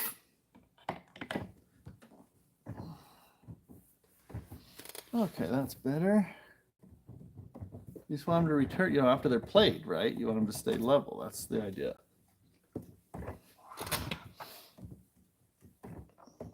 And so I'm just looking now, seeing high ones. I'm pushing down, compressing here, squaring there. Just doing little refinements here and there, everywhere. Okay, this one I want. Probably, do I want to punch it on there? I don't know. I'm undecided still. But. All right, I'm going to put punching on these guys right here. Again, we're just, at this point, it's just all whites. One. And a two.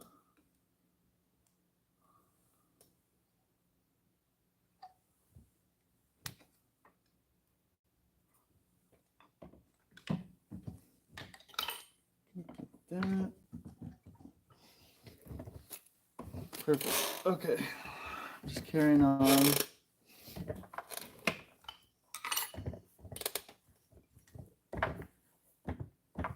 I'm going to put a couple of whites under these two.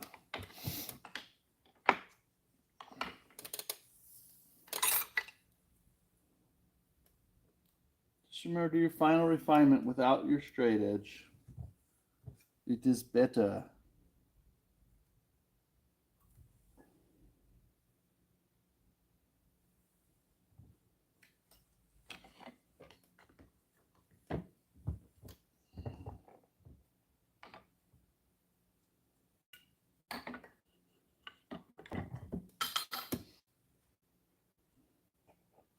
Okay. Good. You can follow me along here. And I mean, and then I look here, look, check this out. Let's see if I can show this view on the camera. This is an awesome view, you know. You get down here. I can't quite get my lens that way, but how can we do this? Yeah, anyway, you just have to believe me.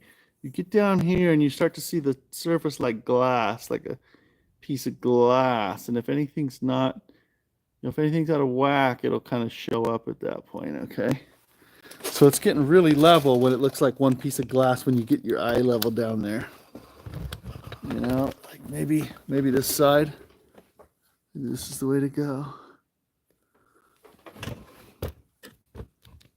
Yeah, let's try this. That view right there, like, oh, okay. Those are really darn level. One next to each other, okay? You can keep looking down, same thing. And if you see something you want to change, why? Change it. Look, here we see something interesting right here. There's a bump right there, right? What's up with that? Well, let's look at it. Okay. That does look weird. This one's a little low, and this one is a little high. All right, so I'm going to try and push that down to see. And it kind of changed it, but also it's a little out of square. Let me try and square it here. Let's see if that makes it go down or up. Made it go up. Okay, so I'm going to take a punching out of this guy. Sure, why not? And then I've got a blue punching under there right off. I'm not going to take that out. I'm going to take out like a white or something. Let's see what we have here to take out. We got a stack.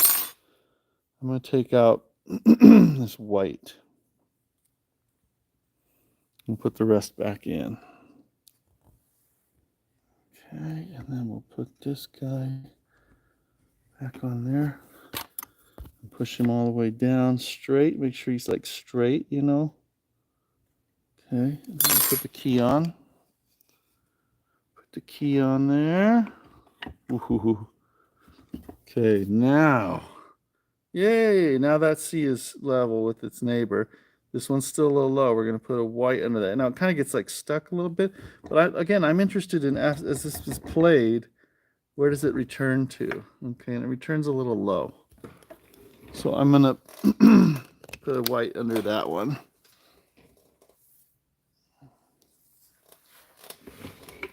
I can't remember which one it was. But see, so things like that will stick out to you. And you look at the keyboard from the side like that.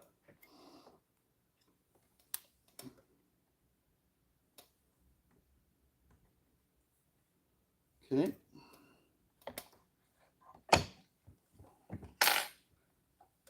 All right. Okay. That one's a little high. Now I don't know what I'm seeing. I need to put another punching in this one. Sometimes wacky stuff just happens, you know.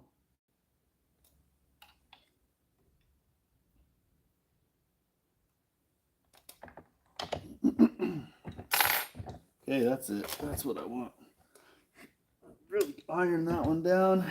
There we go. Iron this one down. All right, I'm ready to call that good. So we've got our keyboard. And it's very, very... Of course, then when I show it on camera, then stuff starts to stick out at me. But anyway, it's level. Just trust me, it's level. Right? Yes, right. You know, I could nitpick a little further, but I'm not going to. Okay. Time to do the sharps. Okay. That's what we're going to do. I'm going to plug in the phone, because I think it wants it now. It wants to be plugged in.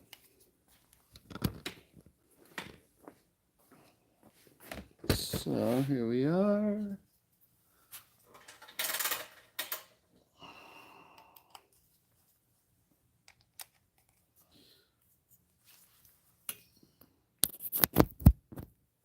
All right, now this is going to go to like 1,000 degrees, but that's okay.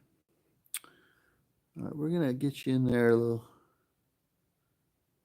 closer, a little higher. You're gonna see it all. Okay, we'll go with that. All right, for the sharp height, I'm not going to use straight edge. You can if you need to, if you want to, but another way of going about it is the height relationship between the height of the whites and the black keys is very important. If it's too high, it's awkward. If it's too low, it's not so bad if it's too low, but you need enough room for it to go down. So we're going to set it to where it's about 12 millimeters off the white keys. Okay, so I have to set, this gauge will help me see that, but I need to, what do you call it? I need to calibrate the gauge first, okay? You know what? We're going to go 12 and a half. Okay. These keys are roughly 12 and a half, so I'm going to set my gauge here, very, very handy, to the point where it gives me a flush reading on this ledge up here. I'm going to lock down this collar. Okay, now the gauge is set. I'll show you what that looks like. I was going to plug the phone in, but I want to show you up close on this gauge real quick. All right, we'll bring you in close. Okay, so this is the gauge. It indexes off the white keys. Then there's a post, and then there's a post on the inside, or tube, and then a post on the inside. So if the key is lower, it looks like this on the top. If it's higher, it looks like this. So we know, right where that 12 and a half millimeters is, which is about a ½ inch, okay? And that's what we're going for. That one's already set. This one is low, okay? So I'm going to mark that. I'm going to say, and you just get a feel for the size of these. Where did I stick my green punchies? Someone stole it. It's on the ground. So I'm going to say, okay, I think that's a, pink punching or green. Let's try a pink for fun. Okay, so it's this much down below. I'm going to say, let's do a pink. So what I would do here is I put it under the front again, just to the, what I do is just the white key just to the right of the sharp that I'm working on. And I'm going to do a bunch of these, but I'll just start with this first one, just kind of calibrate my eyes to the gauge. And put a pink punching on there. And let's see what we have now. Okay. Now. So even with the pink, it's still like a teeny tiny bit low. It's almost close enough, but I can tell it's lower than these two, which I said were right. So I better be consistent. So I'll stick a white under there. Or I could pull that. I could pull that pink out and put a blue, which is the same thing. So sure, let's try that. But it's easier to just put one back on top of it, right? At that point, it's faster. But just for demonstration, we'll do a blue here and see how it will jives with what we're seeing. Okay. All right. Even with that blue, it still looks a little lower. So, after I kind of compress it again. So I do want a white on top of that blue now.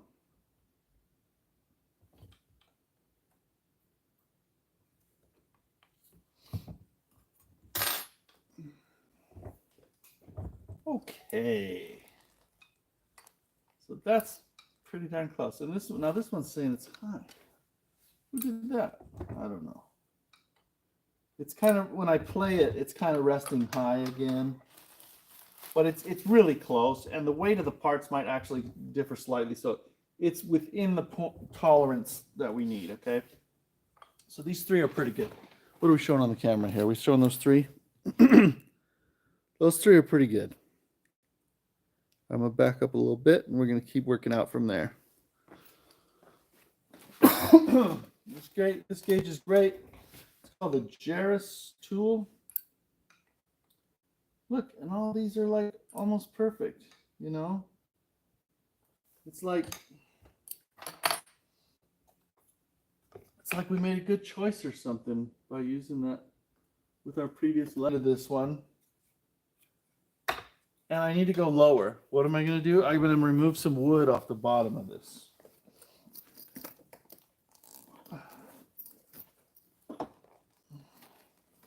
If anyone hassles you about that, I'd be curious to know what their solution would be, because this is kind of the only way to do it. There's no other way to get lower. So I've got a little pocket plane here. I'm going to set my blade up so it'll take some wood off, actually. And I'm going to tighten that a little bit.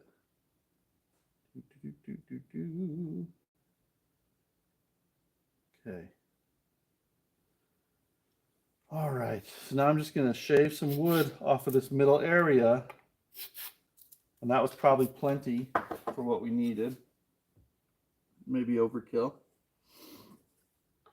Let's find out. So put that on there. Put this on here. Put my gauge on there. Pretty much just right. But I'm going to take off just a little more. You know, it might be the keys warping or something, you know. So, you know, I'm taking off a shaving that's like, you know, not many thousandths each time. So it's kind of the same thing as removing a punching, right? Okay, that looks good to me. Now this one's going to be low, I can tell. I'll put a pink under there, because I seem to have been under guessing before. I mean, I can just go individually like this. When I get on a roll, I don't need to go individually. I could just put the punchings in like we did the whites, and then kind of do all of them for a bit. But I might as well, I don't know, I'm feeling like working individually right now because it's going smooth. It's going just as fast as if I did them as a group. Good, good, too high, which I know. I mean, you can tell with your eye. After a while, you're like, oh, that's going to be too high. Okay, I'm just going to take just about white and a green off of there, and I bet it still won't be enough. There's something about removing punchings that requires you to remove a whole lot more to get a little bit of a change. This one, yeah, still too high. See? Told you. So now I'm going to get off this blue. Maybe.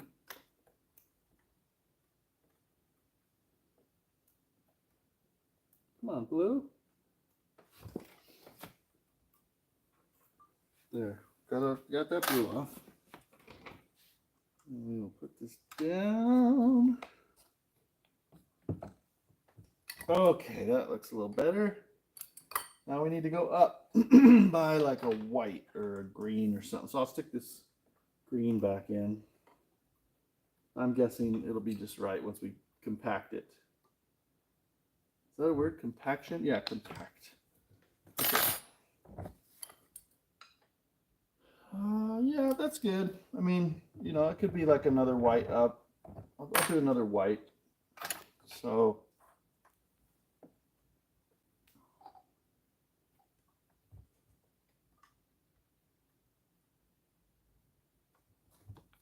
I mean, you just got to keep going until it's right. What other choice do you have? Okay, that's good. This one's going to be way high here. Whoa, this one I want to put another white under it, actually. This one's all kinds of tricky on me here.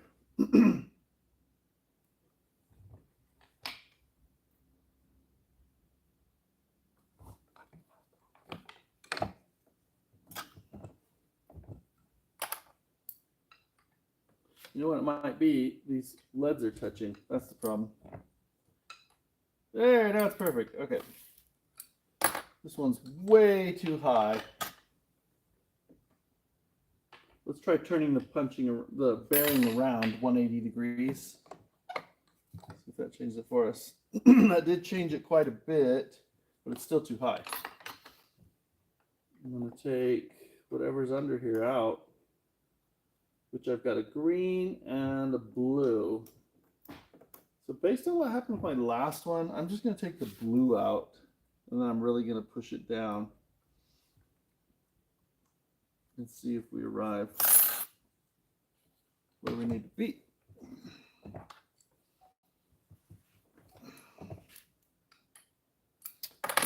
It's harder to see with the black keys, you know, from back, but this one's out of square, so I'll push it square. Which will probably push it down, and it did. Let's see, let's get that off of there. So I'm gonna put a green under there, something like that. Maybe a white. A white. Okay.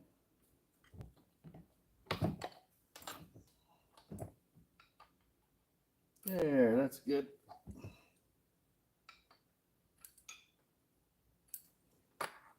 So you can be as picky or as not picky as you want with the sharps, really, because the important thing is to set how far the key goes down. Now with the whites, the way most of us set how far it goes down is indexing off of its neighbors. But we don't do that with the blacks because there's no neighbors right next to it. It's too hard. We usually set the black key dip individually by feel in the end. And so even if the height is off a little bit, just a tiny bit, we can make adjustments in the depth of the key as needed, even if the level's not perfect. But it is nice to have it really visually consistent. This one has no punchings. I'm going to try and turn the bearing around. Start with that. And it looks like it improved it a little bit. Let's see here. Yes, indeed. So that was a good choice. Let's see about this one. We've got, this one said it was a little bit high, and we've got some punchings underneath. Let's try and turn the bearing around first. It worked last time. You know, who's to say it won't work a second time? Let's try it at least. Yes, indeed. Perfect, just by turning that thing around. This one's quite high, we'll do the same. And actually, we'll take out a blue though while we're in here, just in case. Which is all that's under there.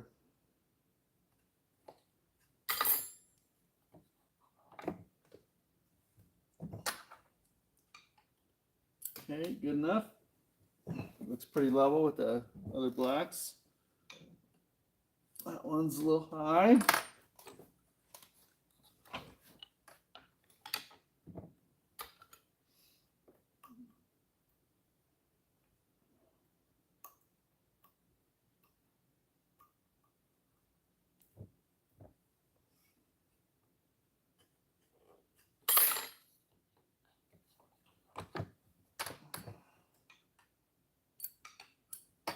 This one's really high. What's the deal here? It only has a green on it, but we'll take out the green and flip it around. All right, come on, and flip it around.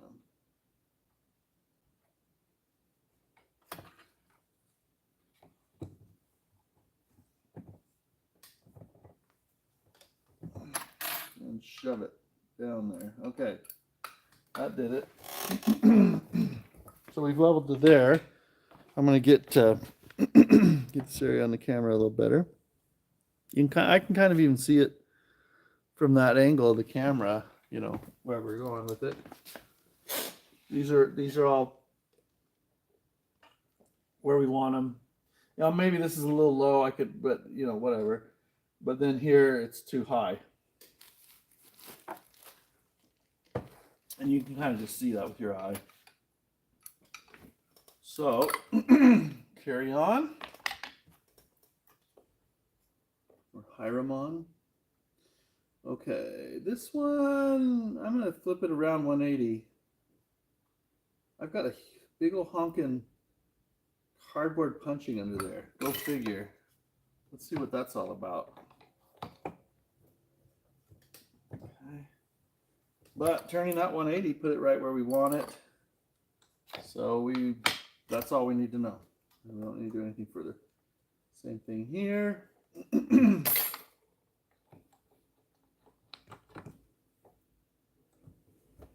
Hey, and same result. Beautiful. Beautiful. Okay, this one's just a little, not quite as high.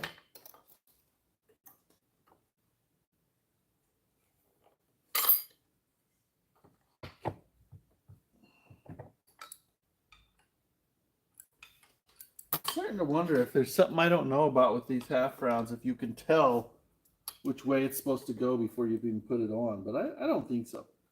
This one just had a bunch of like wood chips on it here. So I'm going to put that back down. It'll probably be fine.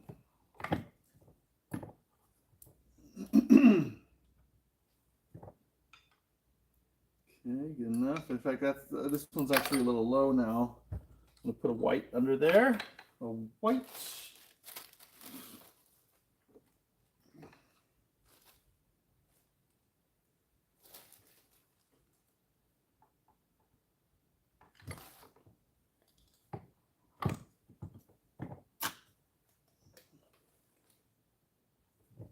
All right. Happy, happy. Looks like we're going to put a white under these last two. Probably call it good there. And we'll do the treble side sharps. I mean, sometimes it's worth it to, not complete each one as you go, but with the sharps, I don't know. I think it's sixes. Like, I don't know. Maybe I'll try it the other way on the treble and just choose a color and then put them all in afterwards. But I don't know. I think this is fast for the sharps going one by one. Okay. There it is. Perfect. Perfect enough. Okay. Let's go to the treble.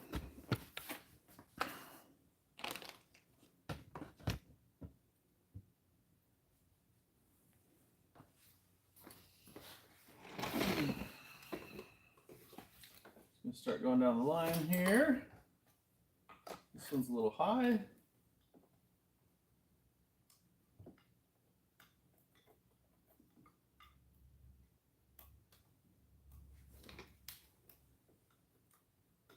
It's hard to get those punch-ins off of there.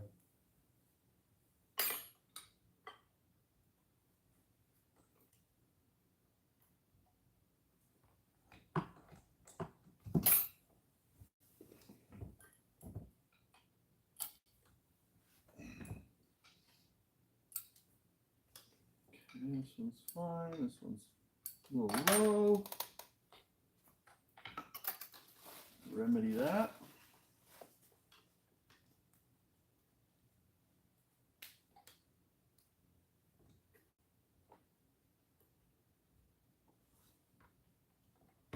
Yeah, these tweezers are kind of hooked, right? They're not straight. I do kind of like that for these half rounds, kind of scooping them up. But you can adjust to whatever, I think. Whatever you get used to. What's going on here? All right, let's call that good enough. So it's maybe a little high.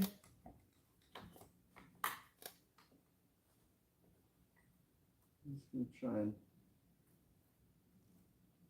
take a green out of that. Whoa!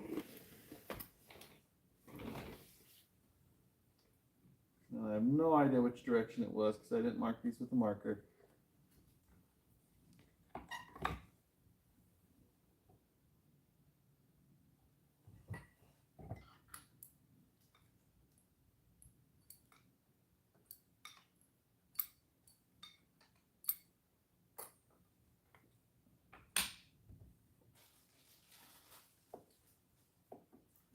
White.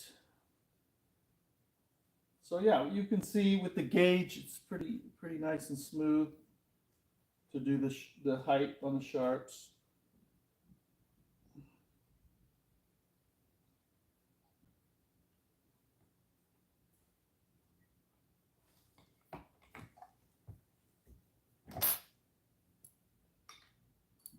Good, good, good. Too high.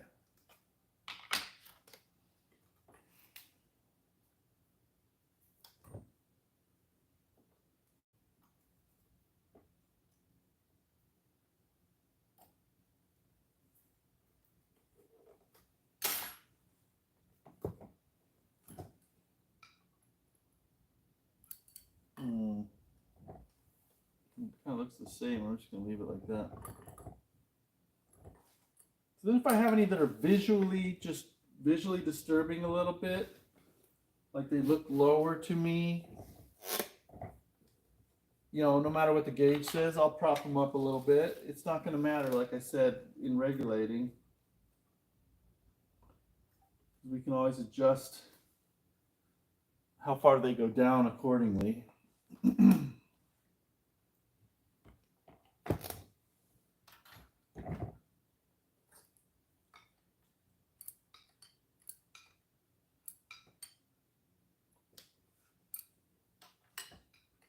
These are all high on the top. I'm going to try and flip things around, see if we get the same magic going on that was on the lower end, where they just fix themselves after I flip it. That would be handy.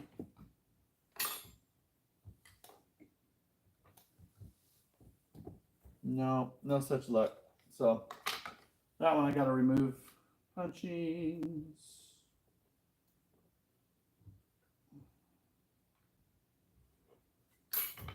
There was a lot of punchings into that one, actually. It might have been overkill. Yeah, I need to put a punching back in.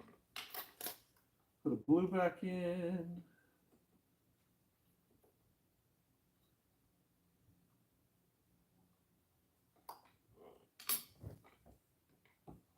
But you get the idea, I think.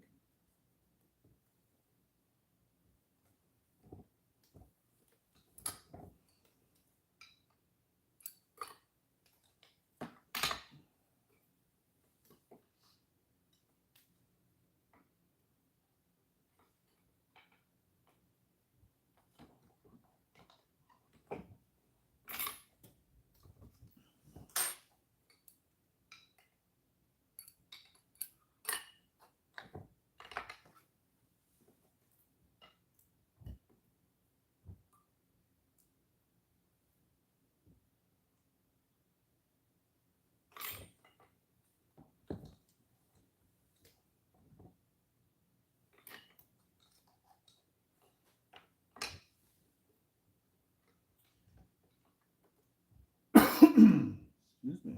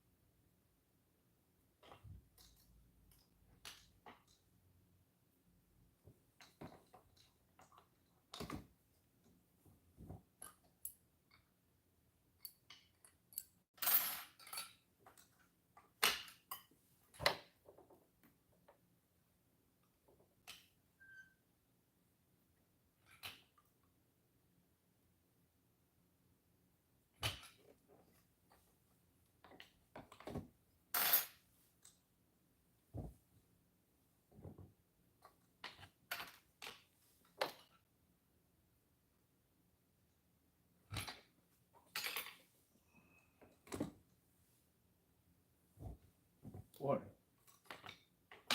something happened on that one that really change things here. Let's see. There was a cardboard punching lurking in there that I took off that made a bigger difference than I was expecting.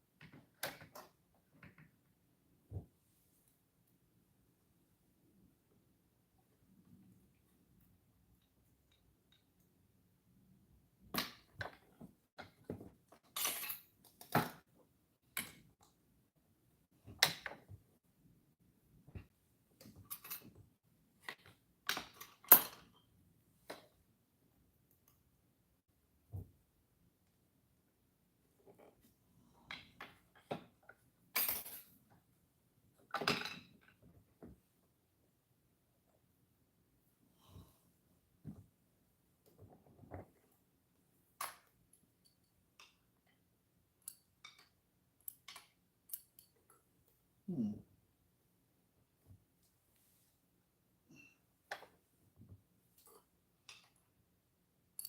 There we go. A couple more bad ones here that are really high, and then I'm gonna just. I'm kind of seeing there was an area where I maybe kind of went overboard and dipped. I'll put whites all across that area, and it'll make it look better visually and work better.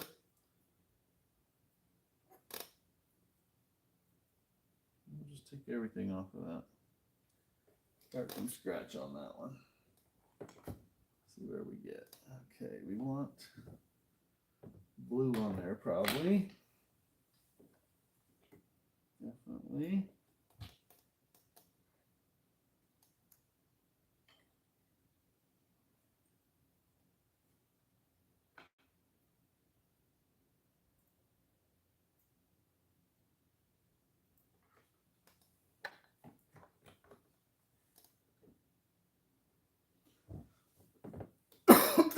Excuse me.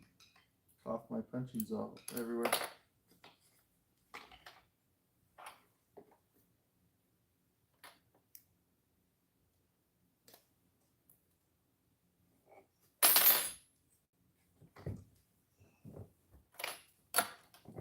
You know, there's a few that just obviously aren't are different than the rest. So I don't need the gauge to rely on the gauge so much at that point. I mean, I can just kind of make them look the same as the other sharps. I look right at the bottom of it, how much of this beveled edge is showing above the whites. And that's kind of an indicator. So just making little refinements now. I like the base side fines, just mostly on this treble. Just little tweaks here and there.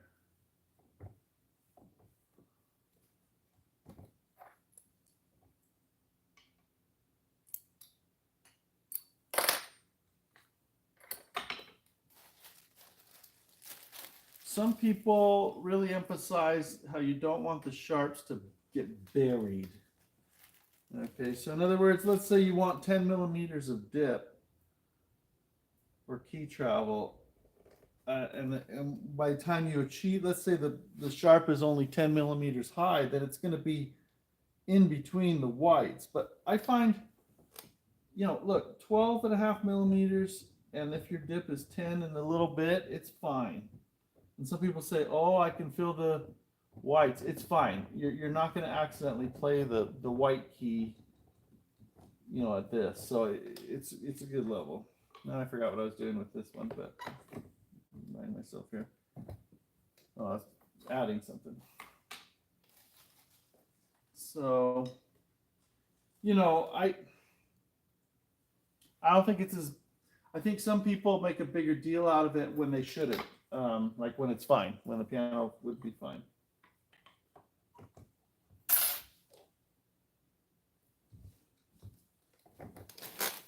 Okay, now as I mentioned earlier, there's an area I'm just gonna kind of wholesale bring up. It looks it got a little lower for whatever reason.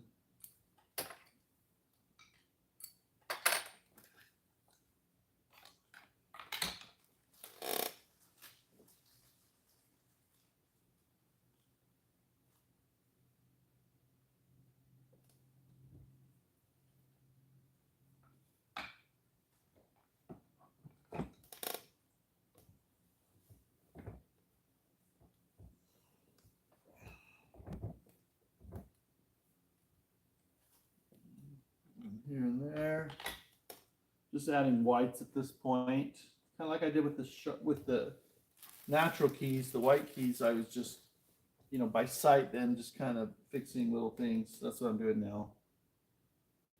Same thing with the sharps. You'll notice that if the front of the sharp, if the sharp is like this way or that way, it'll look like it's lower or higher when you're sitting up at the pianist view, when in reality it might not be. Just be aware of that. That's a thing that can kind of throw you off a little bit. And you know, you could probably make it where it looked better visually and then make up for it a little bit if you wanted. It's not going to hurt anything, I don't think, usually. I don't do that though. I usually just set the sharps to the gauge, to the same height, because the feel is that difference in height is I like it when it's correct and consistent. Okay, that's it. Can you believe that? Now, I'm gonna, you know, when I go to the house and when I install this piano back in, okay, I'm gonna see, does this zoom out anymore? There we go.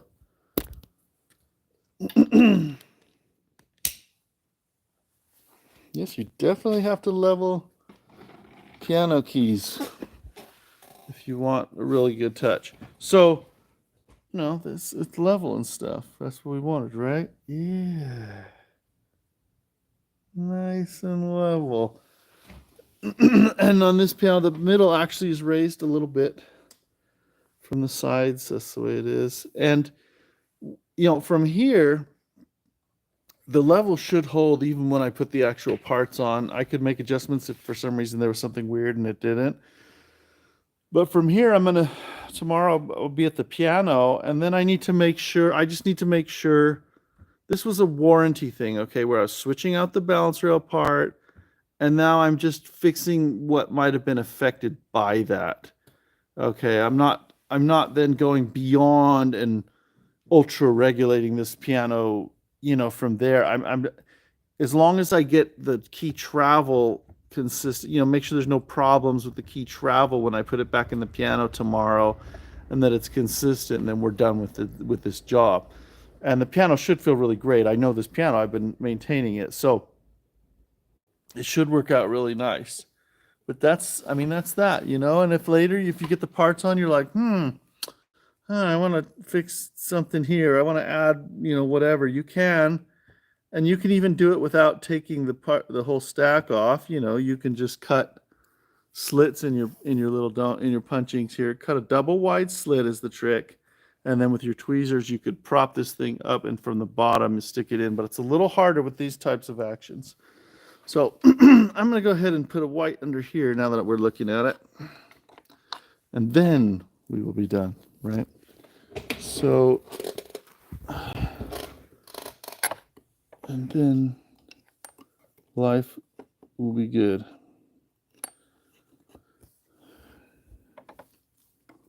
It's getting late here. Okay, got that on, but I had to finish this because I have to put it back tomorrow into the piano and get it working.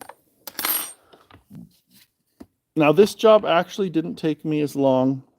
Well, so far. We'll see what happens when I get to the piano, but as I estimated, which is a good thing as far as estimating is concerned, right? Because I'd rather surprise the customer with charging less than more, and then I'm stressed because it's taking too long and things like that. You know, you can decide. Okay, I'm gonna put this sharp up a little bit too. If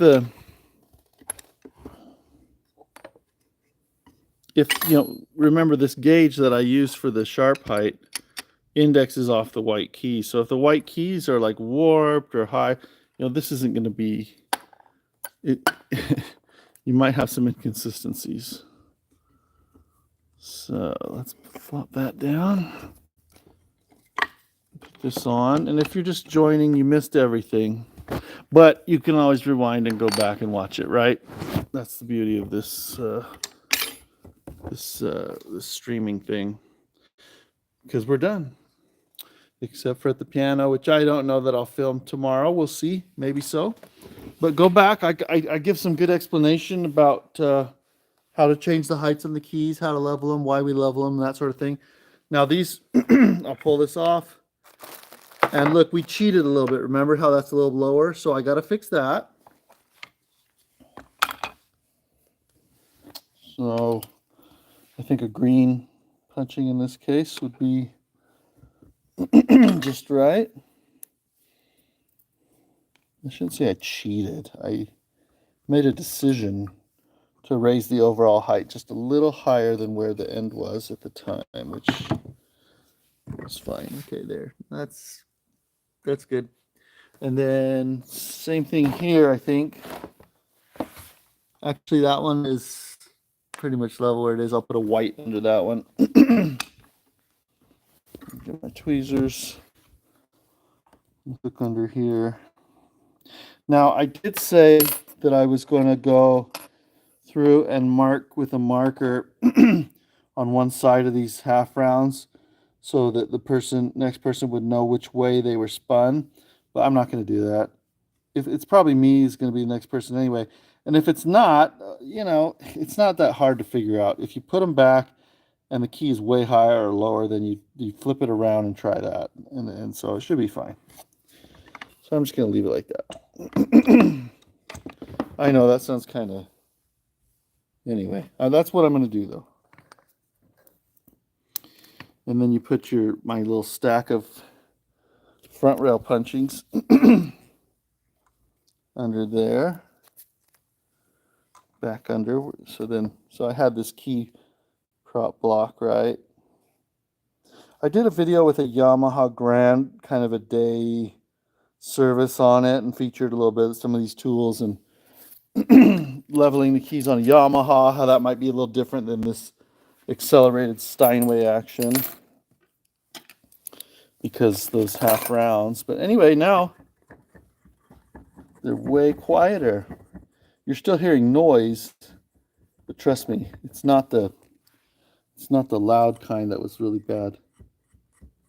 What you're mostly hearing now, you're hearing some of these like leads on here, but this is the appropriate amount of noise compared to what we had. It was really loud and clicky before. So I'm going to take those leads off, put the stack on. I'll keep the camera running for that. And that's the key leveling here for this piano. 2.5 hours. I told you, you got to leave 4 hours for this job, even if you think you're faster. I'm telling you. 4 hours. Now that probably will include, once you get good at it, setting up the dip too. And that's about, that takes maybe a third of the time for regulation, but it gets you 2/3 of the way there, if that makes any sense. 3/4 of the way there. All right, so I'm gonna put my legs back.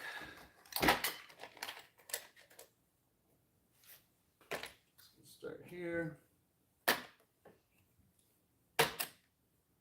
Again, if you're just joining, if you are wondering about tools, what tools I like to use, I'm happy to advise you, help you acquire them. for a price. Or if you already have an account, you know, and you're connected to the supply houses, I can just say it's just here, you know, just get an account with this supply house and you can get the tool. If you're out of the States, you probably have something better in Europe that we don't have. So you should probably tell me about it and get it for me for free. But, you know, whatever. All right.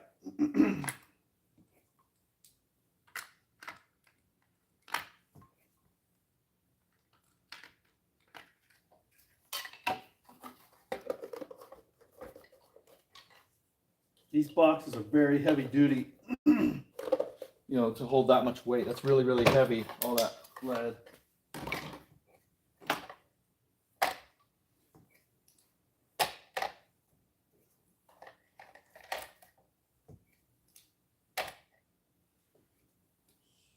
Oh.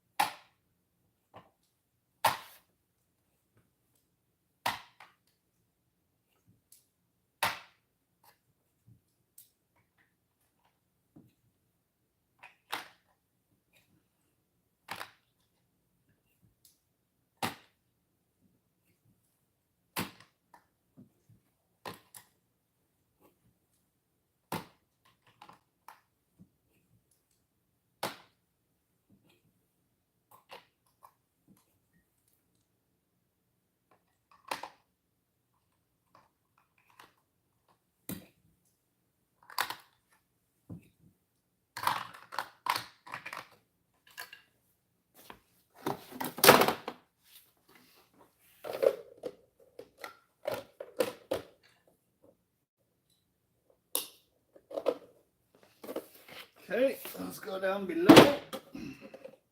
We'll put the stack on here.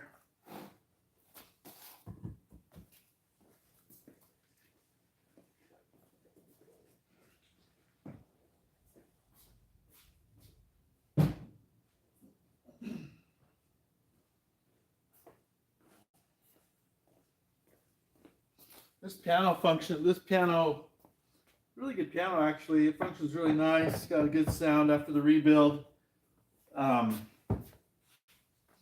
Yeah, it's the only thing was it just had all these clicks from those whatchamacallits, half rounds. Now it'll be nice and quiet.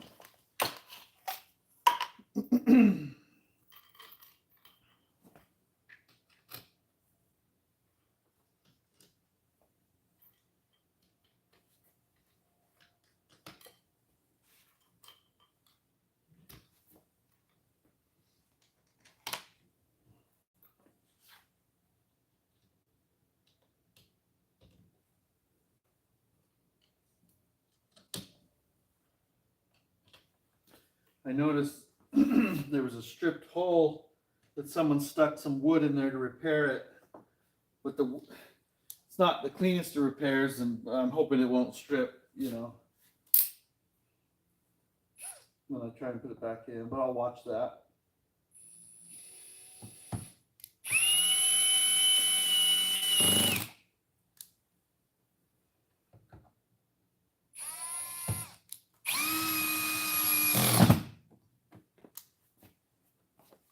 I like to put in the ends here first.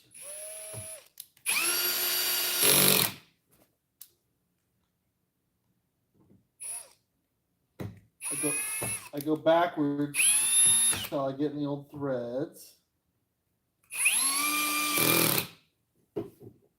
You want to make sure these are down all the way. If you push down on the frame and the hammers go up anymore, then you know you're not secure enough, but I don't think we have a problem with that.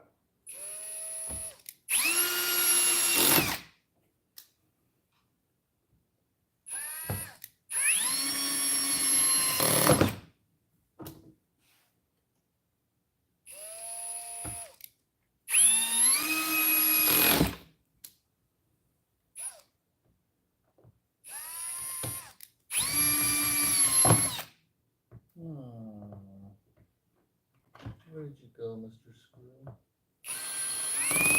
There we go.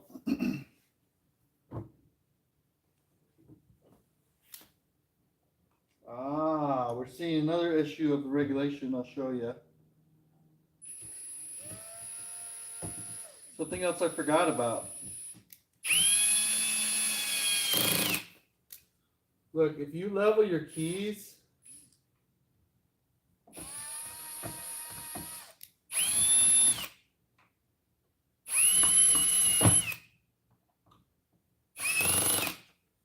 so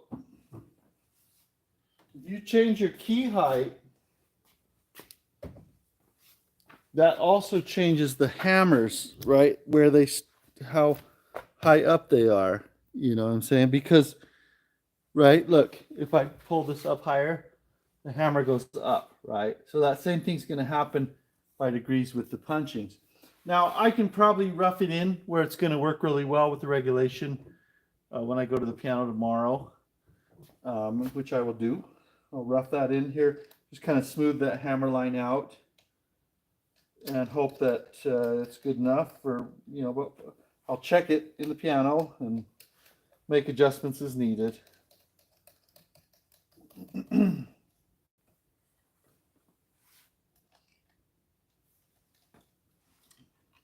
Okay.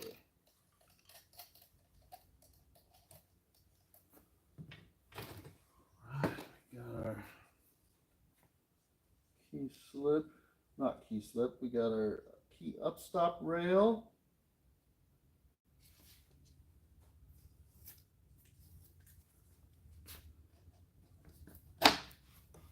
You need to have, when you set the height of these rails, you need to have a couple millimeters play when you lift the key up, okay? You don't want it to be pushing down on the keys. It's a very common mistake for people new to putting these rails back on. You need a little bit of freedom there. And you don't want them too high either. I don't know why. I can't provide you with a good reason why you don't want them too high, but you don't want them too high. I'm sure there's a good reason that I'm not thinking of at this hour.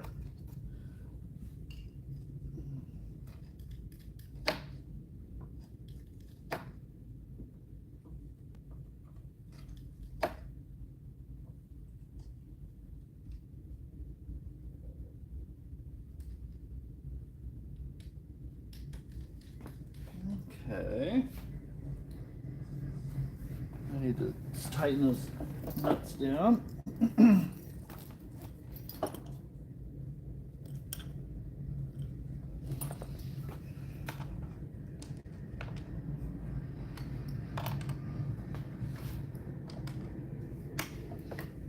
We've got these screws on the sides, no big deal.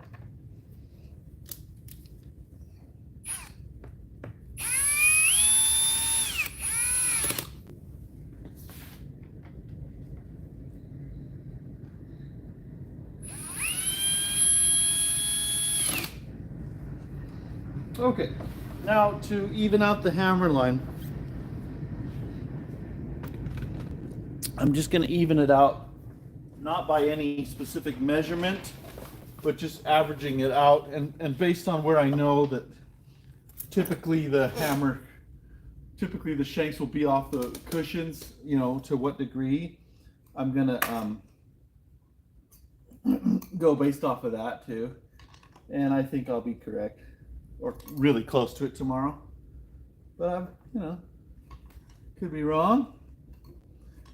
But you know, this isn't a full regulation job that I'm doing on this piano. I'll reiterate again. It's the main goal is to switch out the half rounds, reduce noise in the keys, because the era of parts that they used in the rebuild of this piano were very noisy, okay? So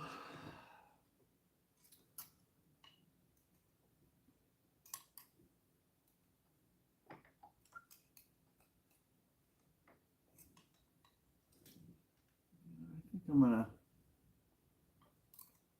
yeah.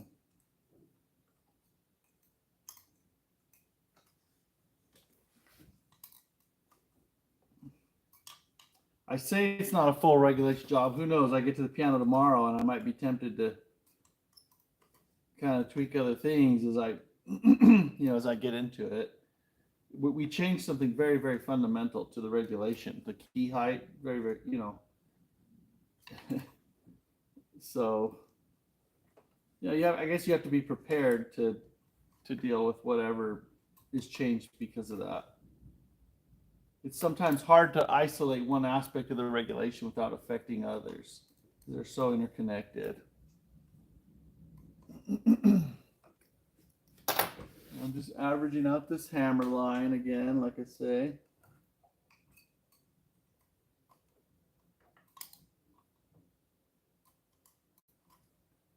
Why is it different? Because, well, the key height is different. And I don't know that the hammer line was that great to begin with, honestly. I don't know, but I mean, it was better than this. So maybe we did a more careful job of key leveling than what was there before. And as a result, though, it's going to change the blow distance here that we have to fix.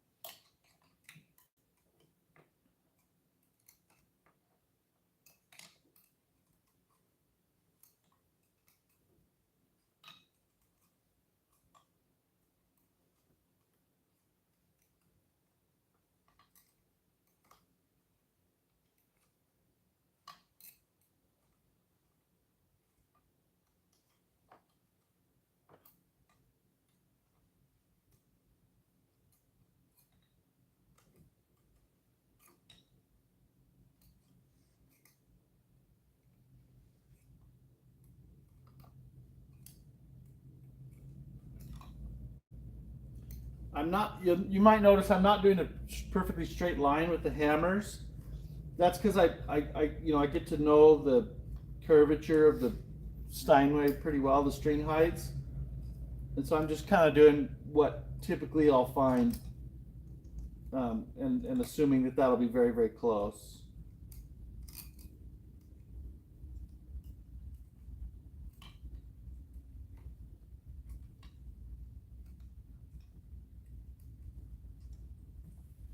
All right, like so.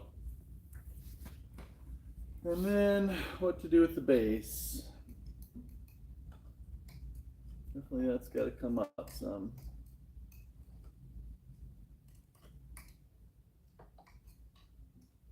Again, I don't know how well the hammerline was set before. I know the piano felt fine, tuning it and everything. There was nothing really, really wrong with the regulation, that's for sure.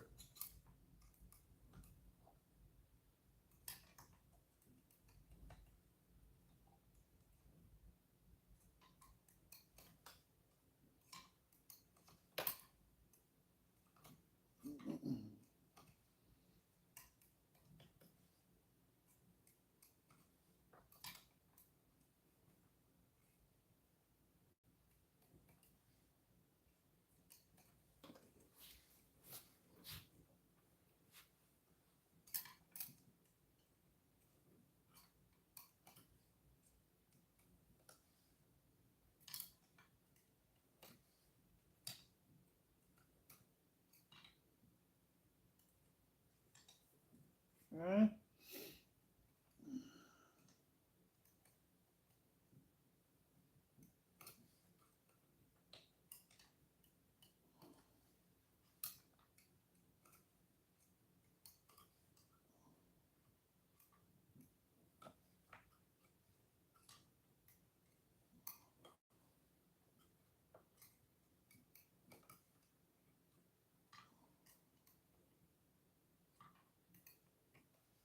Usually it drops down here at the end.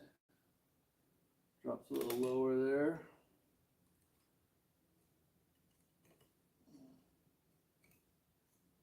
Something like that. That's typically what they'll do. So we'll see in the piano, you know, how it behaves, but it's really close, probably. What we're going to need.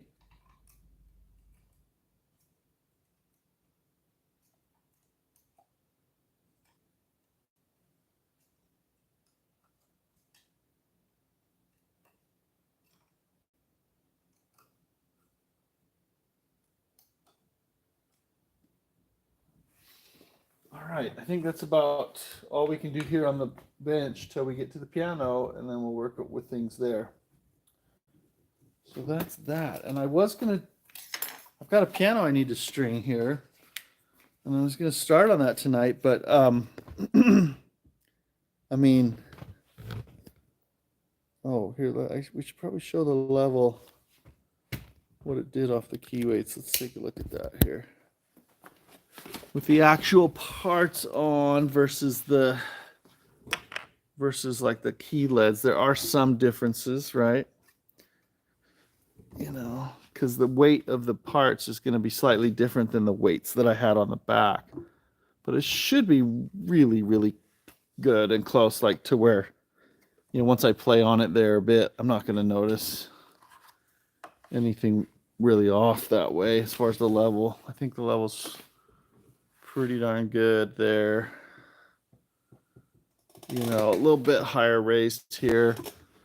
But that's an area that usually can tend to get compacted down soonest. So I don't think that's a bad thing. Maybe if it's a little bit preloaded with some height. I could still change it, but I think it's close enough to what we need. So we will do that. Yeah. Interesting. Okay. There's our keyboard ready to go on the piano. And so that's that. Thanks for hanging out. It's too late for me here to continue. I better get some rest and then hit it tomorrow. So we'll catch you on the next one. Thanks for joining.